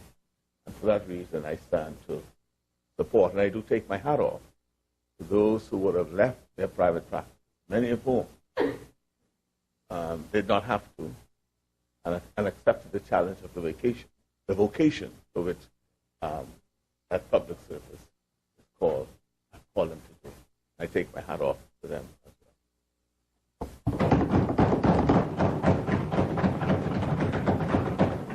Thank you, Honourable Member. Asbeni, the question is, the following resolution be agreed. Whereas by Section 4 of the Judges Remuneration and Pensions Act, Chapter 45, the Act, the Governor General shall, within 6 months of coming into force of this section and thereafter within 6 months after the first day of April in every third year, or at such earlier times as may be expedient, appoint a commission to A, inquire into the adequacy of the salaries, allowances, and pensions payable under this Act, and the adequacy of judges' benefits generally, and B, make such recommendations as the Commission considers appropriate in relation to the matters specified in paragraph A. Be it therefore resolved that this House approves the Governor General making the orders in the form attached. As many as are in favor will remain seated, and those opposed will stand. The resolution is agreed. Further resolutions? The Chair recognizes Honourable Member for Bain and Grandstand. Mr. Speaker, we don't have any further resolutions. I just wanted to say that the committee that was set up to look at the privileges of members of Parliament has had successful meetings. We have reached an agreement on a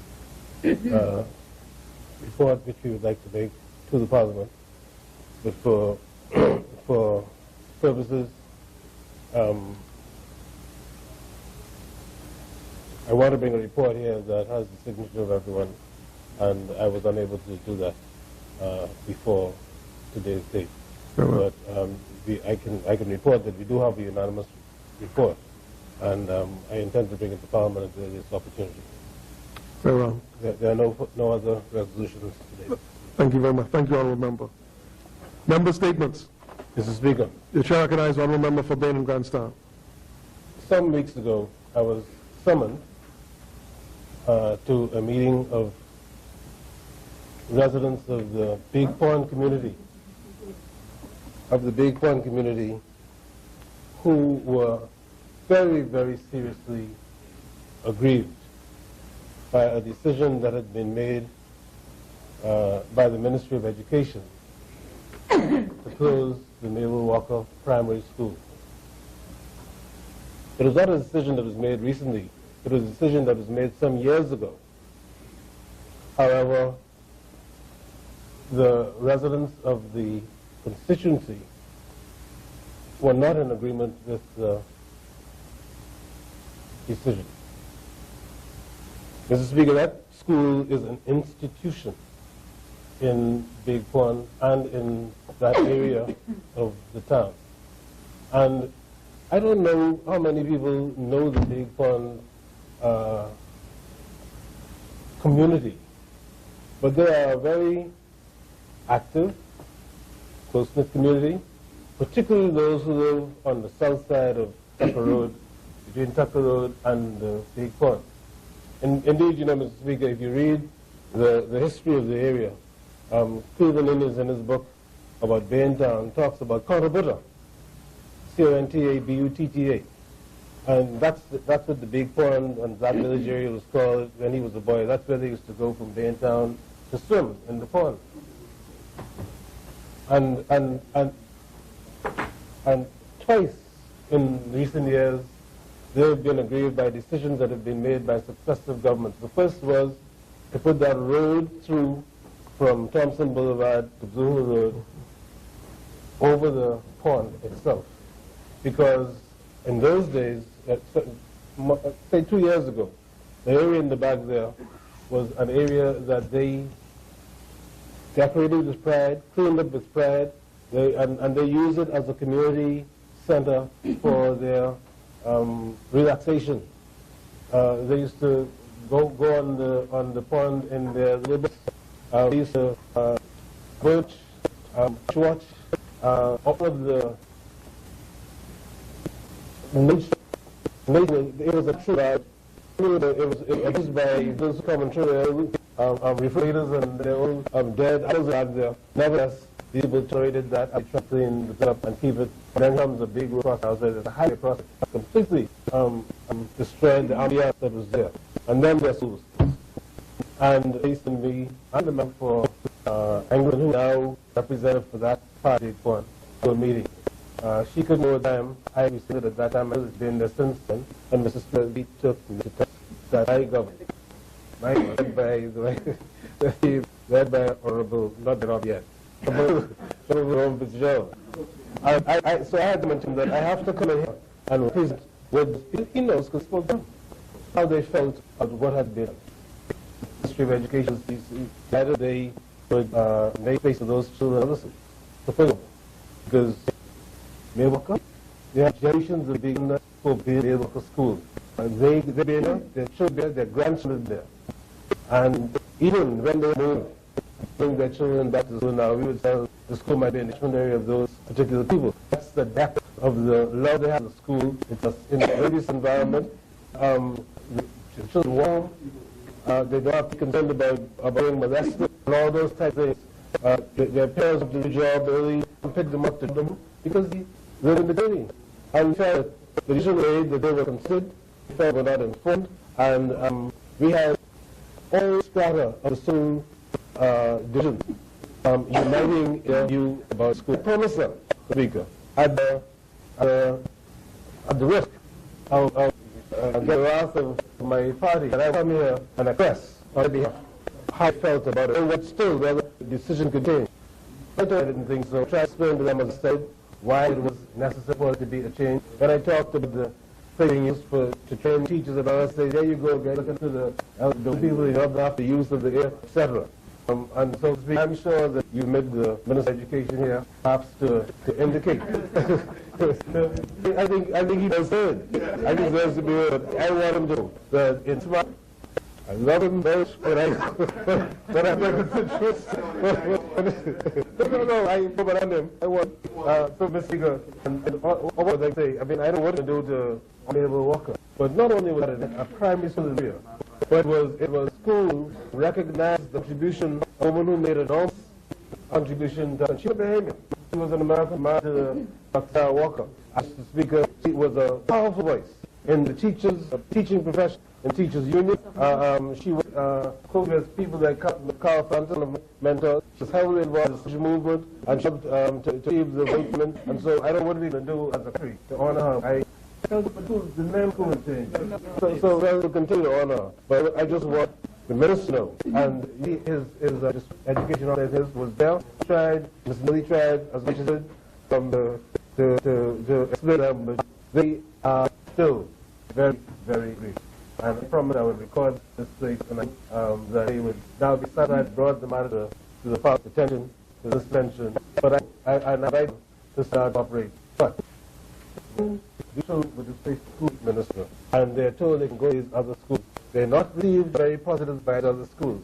They have to buy uniforms and this type of stuff to get children to do the nations. And many times the schools say they don't or don't want to take.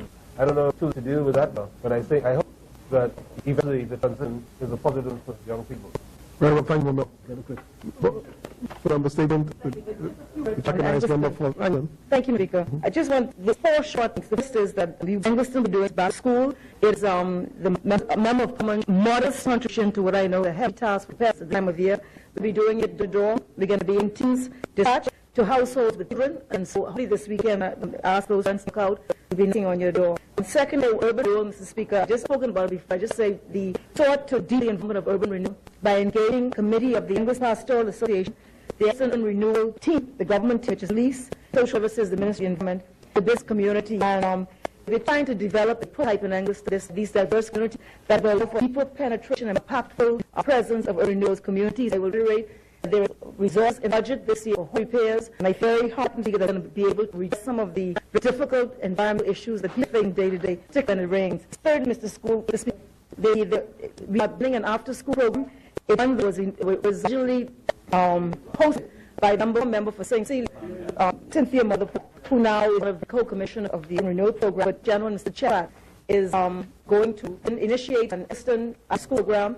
He's done this for years. He's a young man, very bright man. He's worked with children in Grove area. He will now wider Engliston, including the Grove area, to identify missing children, work with them, see if we can help streamline and move children through to higher forms in the community. Speaker. The issue of primary, the member for Bahamas has spoken at length about it. When I met them, they were saying they were waiting there, the men for the ground speak, and he's had the opportunity. And I just say, without adding more. I would also Anglo side of the big community, but to describe them being hard, distressed, we probably were underestimating the extent of the impact they feel in relation to this speaker. However, when I met with them, I said there is an appreciation that this is our fait accompli, that this be established as a teaching institute. I think the Minister of Education has indicated he wants working now on developing capacity with the educators. And this Mabel Institute, I don't know what they call it, will house promising teachers who will go into the field and teach children throughout the country. And try to explain that this was the sort of competing you see with what they call progress often, where you have inter-communities are beautiful and valuable, but where there is a more wide vision by the minister. And these things competing, and unfortunately for them, their interest in that regard has been competed out. However, in meeting them, they've identified what they sort of concerned about now moving forward. Children going now as far as Steve Illit, which is quite distant, on different other schools. And so I spoke with the minister. I asked him to document their concerns about the issues in moving forward and how the Ministry of Education can more greatly facilitate the ease of moving forward. And once again, spoken to the minister, he's indicated a willing to read those matters, see where the ministry can, if they can, respond to those matters. And so, but I want to speak with them. I speak with them, and like them, but the generation of people that have gone there, and the advocates, adults who no longer in those schools, but they value that institution. They came out to speak on behalf of speakers. The final thing I want to commend the speaker, because you brought the National Training Agency to your city. I think it's an excellent initiative, which I will be producing and encouraging them to bring the information to the community so people can understand this program is out. Because there are a lot of questions, a lot of people don't know, and we can do that and provide information. Mr. Sir. For instance, the chair can unlimited for Fox Hill. I just want to once again extend the invitation to all colleagues to join the Prime Minister tomorrow with the Deputy Prime Minister. I speak. If you say the most, if I could say the most happy, I could say I'm mostly leave. But yeah, the Prime Minister and the Deputy Prime Minister normally come up to Fox Hill. We get tomorrow at 11 at St. Paul Baptist Church. We visit the churches, the four Baptist churches, St. Paul's, Macedonia, Mary, St. Mark's, for the visitation, watch the children deliver their recitations and programs. And of course, there's the crime, the poll later in the evening. So I hope that people are able to come and attend that. And then I would also, with the leave of the Member of Parliament for Bahamas and Bimini, want to say that once again, year for the 5th version, I think, of Glenda's road race, which are taking place in Bimini, beginning sometime around 6 o'clock in the evening. It's about 3 miles. One day I'll be training my hand on my feet as they speak. It's Thursday, next Thursday, the 15th. The Glenda's Road race, Bimini. It's walk over 3 miles. The race started by Lake Enroll and of his daughter Glenda. Get a tree, everything. If you come in all of the special categories, so that you could get a prize. But I'd like to thank the people of Bimini for keeping this tradition going and inviting me to be part of it. And I hope that race turns out well. Mr. Speaker, I forgot when speaking this thing. And friends often were having their rally in front of their headquarters. One of the things they said was that the campaign for 2017 had begun. And I thought, well, they're really late to the banquet. Because, as soon as the election was over, the campaign began. So we've been campaigning from May, every day, step by step, build relationships, forming relationships with communities, supporting communities. That's what a campaign is about. A perpetual campaign of wish. And that's one of the things that attaches me so much to the people of Fox Hill, because after that disaster of 1997, when we lost in 97, so infamously, I remember 2 days later, we decided in Fox Hill, we were demonstration in the public square. 2 days after, they say, the word cut, you know what, yeah.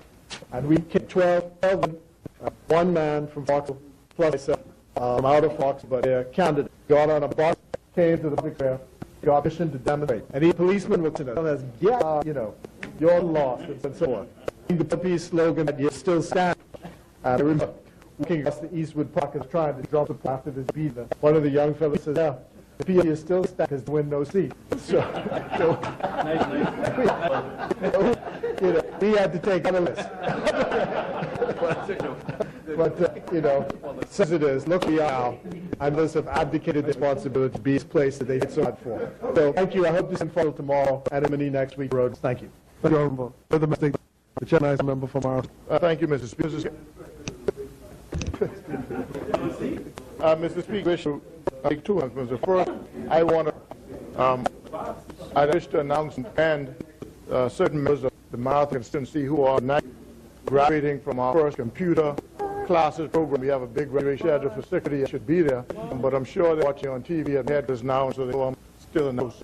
But Mr. Speaker, we have launched the computer classes we spent the last 10 weeks, and we were really impressed by the amount of enthusiasm from the resident Maryland. I've also signed up another group that will be starting soon. We started also classes for young ladies in the constituency, and this well received, Mr. Speaker. When the course is finished, we'll expand that and go on with it as well. So very pleased and I congratulate those members personally and live on TV, and I will go there a little while to congratulate them personally as they have embarked on the improvement of their skills to make them more marketable in the marketplace. And so while the national agency is doing its part, Mr. Speaker, we as members of Parliament are doing our part to assist our constituents as well. The other matter, Mrs. Goro, as in the constituency, I want to address some of Maple Water.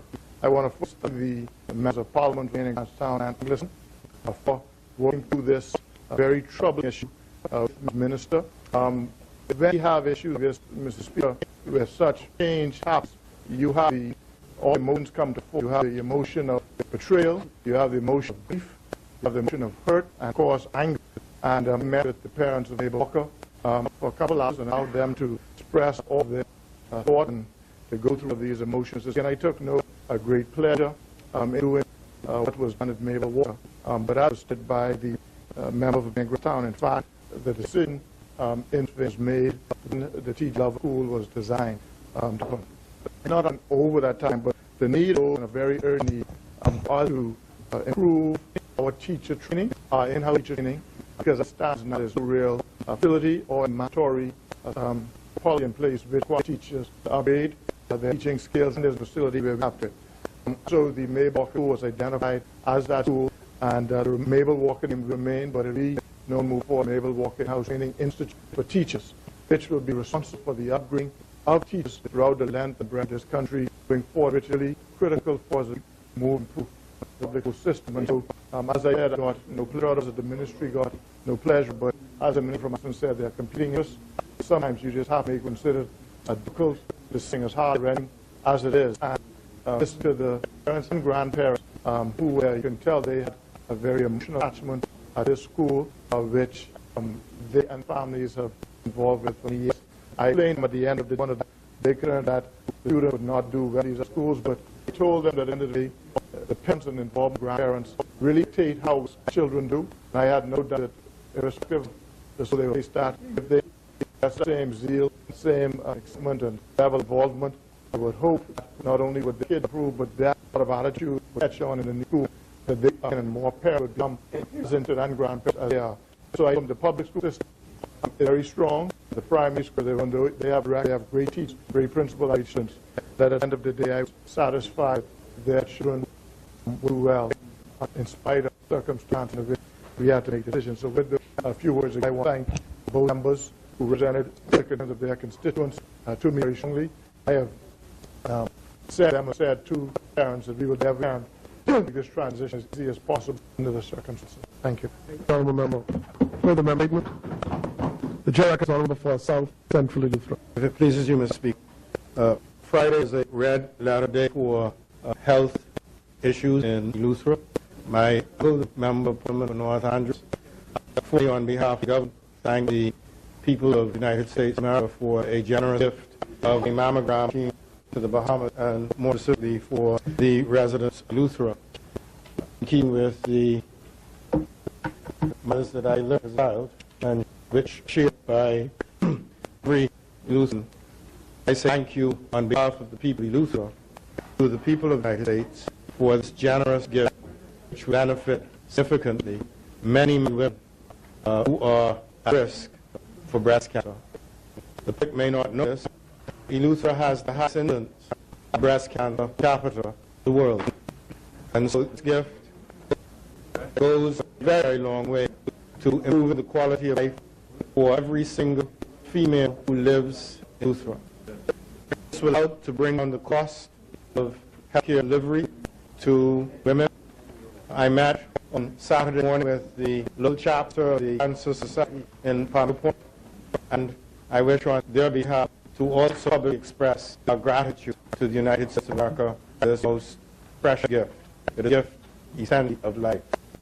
Also, Mr. Speaker, on Friday morning, with the administrator for Central Lutheran District, posted compulsory acquisition notice for the purchase of land upon which the mini hospital go, Palm Point.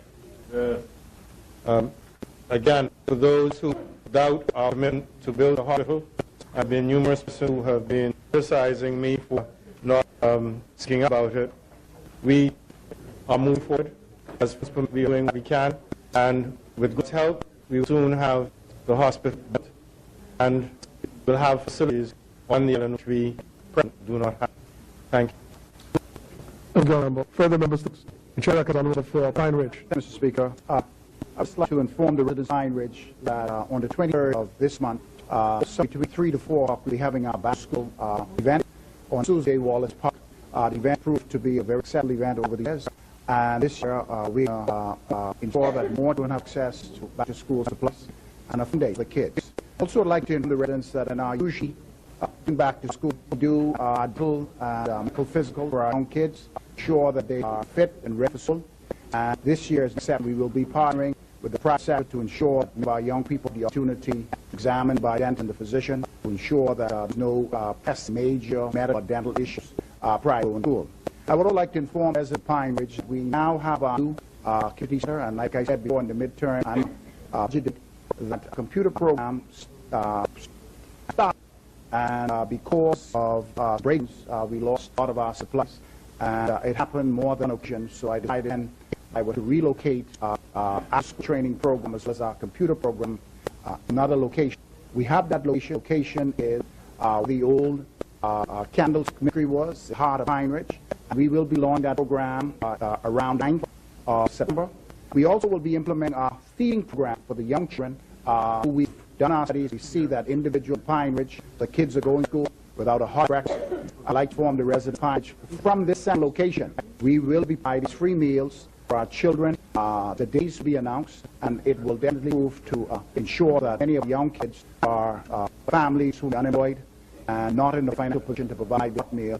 We will be able to be a part, as well as ensure that they have the necessary after-school programs. We intend to begin in the first week of September, this new location. We excited this new location because the location is now equipped that any organization, any group in the constituency who do not have a location where they can have poor meetings as a result of community development, use this facility to ensure that they are able to meet in a safe environment and to continue to visit the constituency.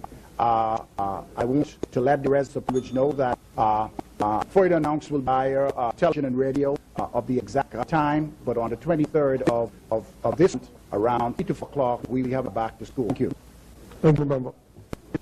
Statements, the chair is on number 4. Right, member for Senator. Yesterday evening, I had the pleasure to speak to the graduating class of Government High School of 1983. And from them, and I spoke, I was going to say something here in the House of Assembly about it, because it was clear, 3 years to graduation, it was still a cohesive group, reminiscing on those who had gone to their eternal, but most importantly, talking about giving back and establishing a foundation would be used to facilitate those graduates of government high school who, but for assistance, were not able to go tertiary institution, to college or university, and they were and also provide assistance to teachers. And so I thought it was sort of an act of the commendation and to encourage other persons who have put themselves into groups so they have anniversaries from school, because the basis of, as I said, it's one teacher with one book, one pen officer, in one school, changing. And so it was just critical for that to be made, and I would stand up here and say to them that to commend it, 30 years after graduating, be together to be looking back to help us, who for their help may be able to move on in life. Thank you, Honorable and honorable members. Appointment of select committees. Instruction to select committees. Charge to select committees. This is for future meetings. Honorable member may stand. Mr. Speaker, On behalf of the Ministry of Finance, I beg leave to give notice of the following resolution. Whereas the Church of the Bahamas, Corp and Soul established for the Ministry of Finance, Chapter 23, revised Statute of the Bahamas 2000, seized in simple trust for majesty and right of government, was said on the purpose of the inheritance tribe in the Schedule 2. As measures agreed to, and the National Insurance Board, body established Section 3 of the National Insurance Act, Chapter 350, revised Statutes of about 2000, agreed to buy certain documents first to be mutually currency of the said after the said whereas Section 5, Section 3A of the Statute, the Treasurer of not sell again the disposition of pieces of any land in him without prior approved both of the Parliament by resolution of. Now therefore be it resolved that pursuant to Section 5, Subsection 3A of that House approved convinced by the Treasurer to the purchase of the said documents for to be truly agreed to currency. Our next thing of House we intend to move resolution. Thank you. Order that it be brought.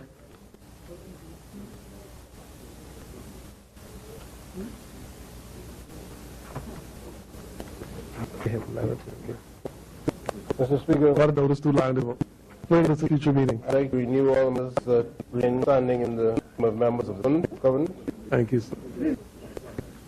Mr. Speaker, I know if you would allow me the presentation to the assembly of a book by the esteemed historian and photographer Frank G. Ferguson, an Acklandson, whose book that he describes into the history of in Colorado called Through the Act.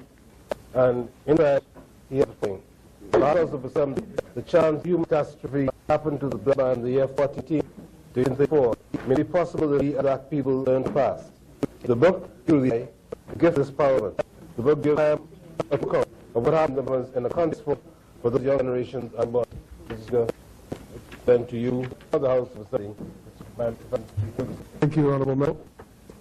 Now, Mr. Speaker, and receive and laid on the table of the House. Now, Mr. I have to thank Chair and the Speaker and my colleagues for the way which he permitted us to conduct the proceedings of the House today through 8 bills, some which are extremely important to our court access, to stability on our side, and to the future of our country.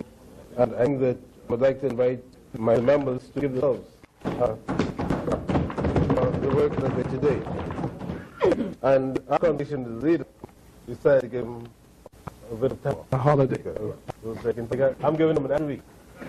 Now, Mr. Speaker, I hope that Liz will use this vacation period to themselves with what the next agenda should be, and be able to inform the leadership of the party, the matter on which they would emphasize. Also, hope they would take the opportunity to transfer to the Bahamas and get acquainted with the communities in which any developments expected to occur, places where they're asking for beds, for example, and so they will follow the defense force development over the course of the next year. The Sandy Bottom project, where they're establishing uses in Gandama and the Ragged Islands, the expansion of work in India, and so forth. And between these various projects that the government has on the doing. Mr. Speaker, I have to give notice that the House, at its adjournment, will meet again until Wednesday, the 2nd of October, in the year of 2016. Thank you, Honorable. The Chair of the correspondence from Leader of Government leave opposition business that all has adjourned in the name of opposition business period.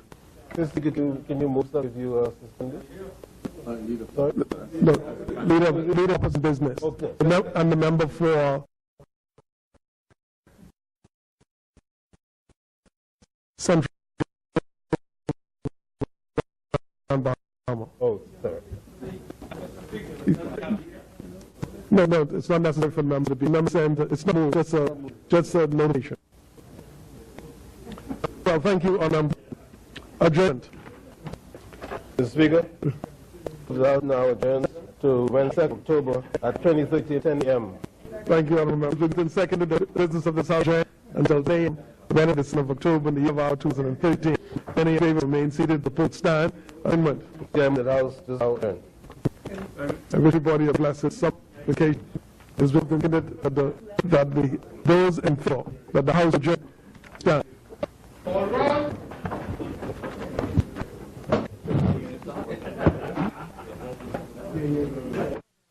The debate here for this session of the House Assembly, returning on 2nd of October. Today, 8 bills that it passed here, the House of Assembly. All of them have something to do in some fashion. The judicial system, specifically, we're talking about the Supreme Court amendment that's to allow the additional justice, the Criminal Procedure Code amendment that allow for the testimony, and of course for the removal of a prisoner or an accused to be making an unsworn statement from the dock, which of course while they make a statement which would be entered on the record, they would not be cross-examined by the defense, and that has been removed from law by this bill amendment today. Also today we had amendment to the Segregated Accounts Companies Act, the International Tax Corporation Act, another amendment which really allows the government the opportunity to live up to those treaties that we've signed. Something to do with Foreign Accounts Committee and arrangements with the U.S. government. Of course, amendments of Pharmacy Act looking to move registrar on the council. And maybe yes, them for Pine Ridge, Dr. Goldberg, the minister, and say maybe that council would get a little bit more teeth and be more visit activities. He's talking about content Medicaid and trying to block those and keep them off mark in the Bahamas.